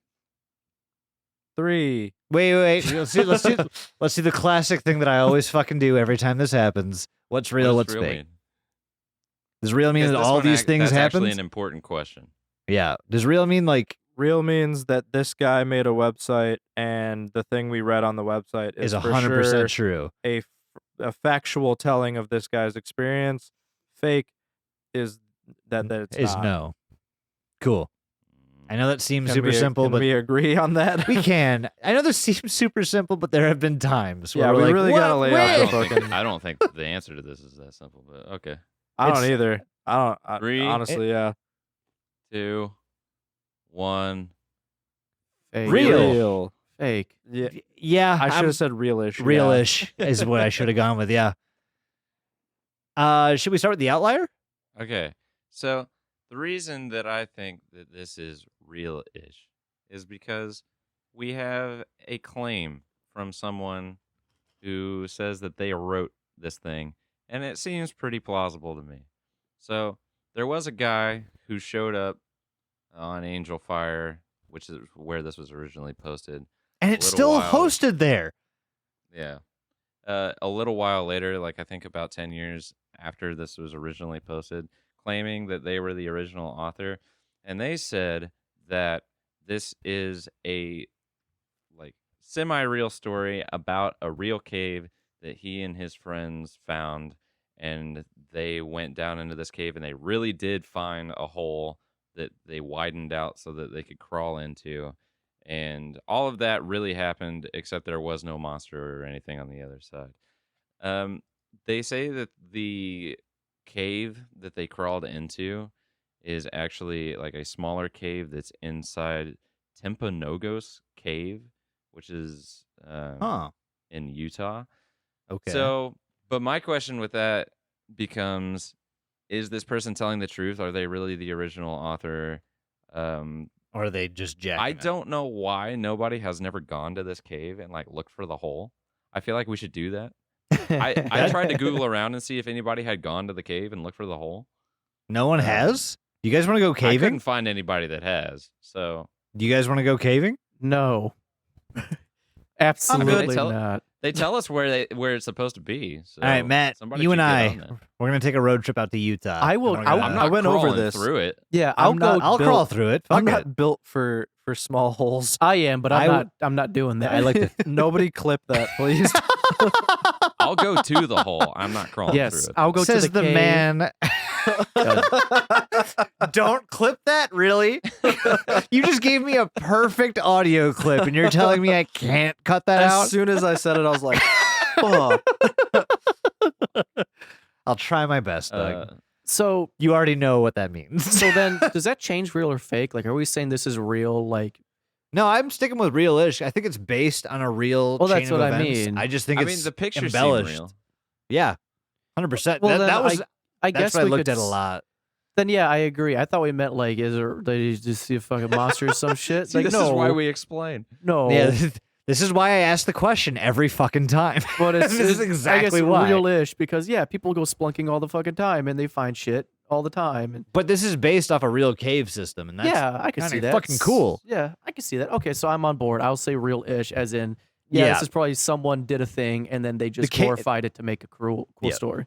And The they better pictures not- really Somebody's got got to me. be the outlier. Somebody has to Okay, you claim know what? that Fake. this isn't really This the isn't- real. Okay, This is fake. I'm going back to it. This is fake. None of this happened. This guy's just really good at telling a story. And you know why? Because they brought a dog into the play. And I swear to God, these people are like, we brought our dog Whip and we bring him so we can put him in the hole. Okay, that's and then you get a animal picture abuse. of Whip in the cave. That's that fucked up. upset me. I'm not even Things gonna were lie. different Yeah. in 2001, Mike. Yeah. No, The whole These- dog. I'm just gonna throw this out who here. The let whole the dog dogs thing, out? Baja Men was around that time. Hey, did you know that song is all about ugly girls in the club? It sure is. Oh. Because, yeah, once you learn that information, that song is Oh. not as innocent as you thought it was. Who let the Oh. dogs at out? all. I mean, that's. I mean, what more can you say about it? Like, No, it's nothing. it's the original creepypasta. It's written really well. I don't even think they considered themselves a creepypasta when they wrote it because that probably wasn't even a thing. They just did a great iteration of what other, I Creepypa- guess, stories should really have tried to strive for Oh, yeah. themselves. They set the bar for sure. Um, This was a while in the making, and we're really glad that we could have done it for you guys. It was a really fun time You know what else was a while for in the making? everyone. For everyone, Doug. It was a fun time for everyone. Do you know what else is a while in the making? Huh. Deludipod.com or Deludy.com. Also, our Patreon at patreon.com/Deludipod, where you can, again, chip in What are something you or nothing. drinking? What are you thinking? There's a bottle here. Mike, fucking do it, please. I'm not going to humor you. But it's your job. All right, we're drinking some. We're this drinking. is what we pay you to do. We're I'm drinking only some doing knobs. This. I'm doing this for Oh. myself and because I want to, not for you. Okay. What are we drinking? What are we thinking? There's a bottle here and it's empty. Yeah. Yeah. It's the small claps that get me. I got some of the Evan Williams, the white label. Moot's Hell yeah. own. Moot, my guy, Oh, that's yeah. becoming a favorite, by the way. Oh yeah. Nice. It's not cheap. bad. Suggested something someone liked at some point. It's cheap in my and it's life. 50%. Shut up, man. You can't go wrong with cheap 50% whiskey. Yeah. There you go. That's it's what I'm not saying. bad. That's why we got the knob. Yeah, we We got got the Knob knob. Creek over here. Knob's becoming a go-to for me. I'm not a Mhm. fan of the maple syrup taste. Damn it! Don't Knob. clip that either. on my glob. You're giving me gold, man. You're telling me I I am doing can't things do. that I don't mean to do. You're telling me I can't live my best life, and I don't appreciate it. All I right. didn't tell you not to. You heard clip it here shit. You can do first. whatever you want. Thank you, Matt. Knob's See, a go-to. see, now I've got two. I don't know who to listen to. Jason, Let's just take the shot. please All right. don't Cheers. clip me, Mike, saying I love knob. Please do not. Clip you, Clip Mike, me- saying what? Me, Mike, saying Wait, hold on, hold on. I love no, knob. I can't. Stop. Hold on. There's some interference happening. Give it 1 second and then say it. Don't clip me, Mike, saying I love knob. I endorse that. I endorse Okay. you not clipping me saying knob. I know it seemed like I I was setting up enjoyed the it. perfect environment to clip that out, but I promise that's Clink, probably drink, not what's boom, happening. bam. Clink, drink, everybody. We love you. When you hear the dink, clink it, and then put it up your butt. Anyway, patreon.com/deludipod. You could also go to our buymeacoffee.com/deludipod. It's going to be more booze just like you've seen tonight. You go to our Spotify. Really drive home the YouTube, bro. I'll get there. Yeah. You can go to our Spotify where you can rate us on there as well and comment on it as well. Leave us 5 stars. That'd be awesome. I can't tell you what to do, but if you leave 5 stars, I would love you forever. You can go to our Twitter, Instagram, Facebook, all that fun stuff. And you can interact with us. We're on there a lot, and we're especially Twitter. Twitter's the one. Twitter's a jam right now, but who knows where that's going in the future.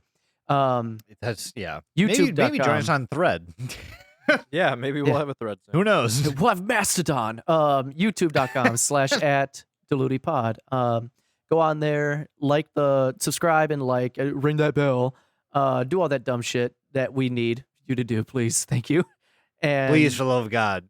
yeah, and if you join the Discord, the Discord is in our on our website. Go to linktree.com/deludipod. The Discord's on there as well. While you're on the website, pick up some merch. We have T-shirts available. We have other Oh, things. yeah. I think Should should we make a summer line? Speedos, of, like, Deludi Speedo. Don't look. Tanks and banana don't- hammocks. Yeah, maybe we'll have some like random exclusive Can- shirts that stay on there for like a week. Or something. I don't I'm know. going to design a banana hammock. I There don't you go. care what any of you say. And Yeah, do it. I just want to leave you all with a few words of wisdom. It be what it do, and it do what it be. It's how I live my life. Never do anything to anyone for any Every reason ever. ever. Doug, do you have anything to say to the people? Yeah, Is it our kind Google of phone piggybacking number? off of No. I Damn. don't even know that by heart. It's 630-909-9366. Did he? It's yellow. Don't worry. 630-909-9366. Yeah. You want to say it one more time? Nope, I'm good. You could text us, Perfect. we'll respond, or you can send us a call and a voicemail, and we'll play it on the show. So I'm gonna piggyback off of what Mike was saying a little bit, where he said it be what it do, how I do, something along those lines. Be what it do and it do what it be. Remember, everyone, we don't endorse kids here. Wait a minute. Spay and neuter yourself. Wait a minute.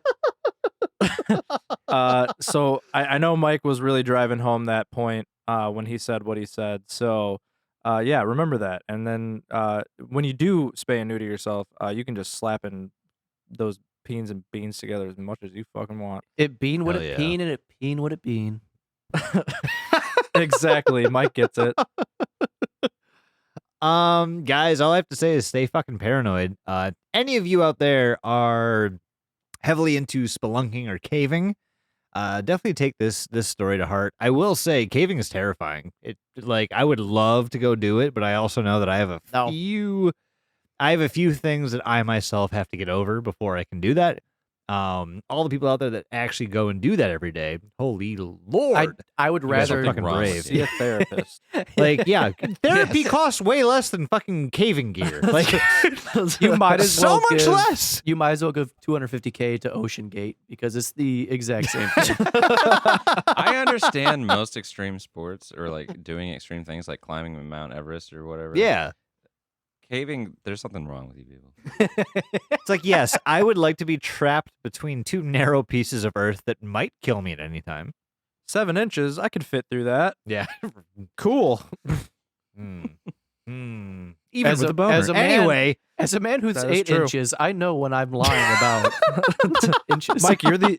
Well, no, I take that back. Matt. Mike and Matt, you guys could probably fit through a Matt. little tiny crevice. Do you have a thing to say to the Just want this people? to be over.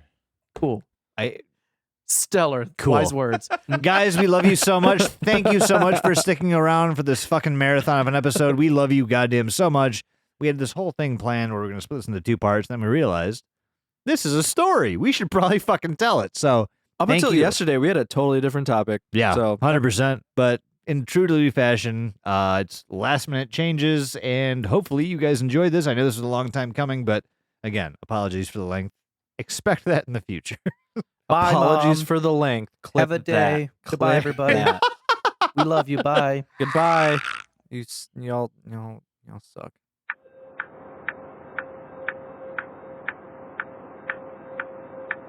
Welcome back to Inner Night. We are honored to have you here with us. To start the night, repeat after me. I embrace change and all the opportunities it brings. When I submit to them, I too will become divine. The present moment is all that truly matters. Repeat those words as many times as you need this week. Now, we have a message in a bottle from another member of Inner Night. Oliver says, despite gouging my eyes out while sleepwalking, the old gods still grant me vision. I am forever grateful. How inspiring. Your lucky numbers for this week are 6. Just 6. This week, we recommend embracing the present moment and letting go of past traumas. Attend our workshop on mindfulness to learn how to live in the present and connect with the beyond. Nothing is impossible under the second moon. This concludes this week's message from Inner Night. Don't forget to leave a message for another member and spread the love. Good night.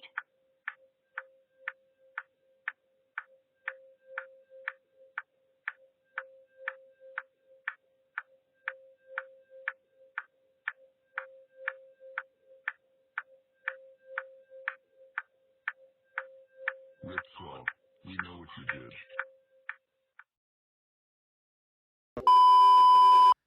Wow, that was a No, we're going to take the shot before we do He's anything, just Doug. trying What are to you talking comfort no. We got to himself. take the shot during the episode Oh. because this is like one of those times where we This is. take a shot during the Yes. episode. All right. Oh, here's what we're doing. We're going to talk about how fucking I'm stupid gonna and weird it fucking was. And shoot then Mike myself. and then Mike is going to come in with what are you drinking? What are you thinking? Because Mike, does that sound good? Is it anyone want to compose respond? yourself. Get it together, bro. All right. And We're Go at on. 30 minutes on a 10-minute recording. Get out of here. Okay, ready? Everyone, hush. I'm gonna bring us in. Yeah. Uh, I wonder how long it'll take him to fucking. Doug, what the fuck did I just realize- say?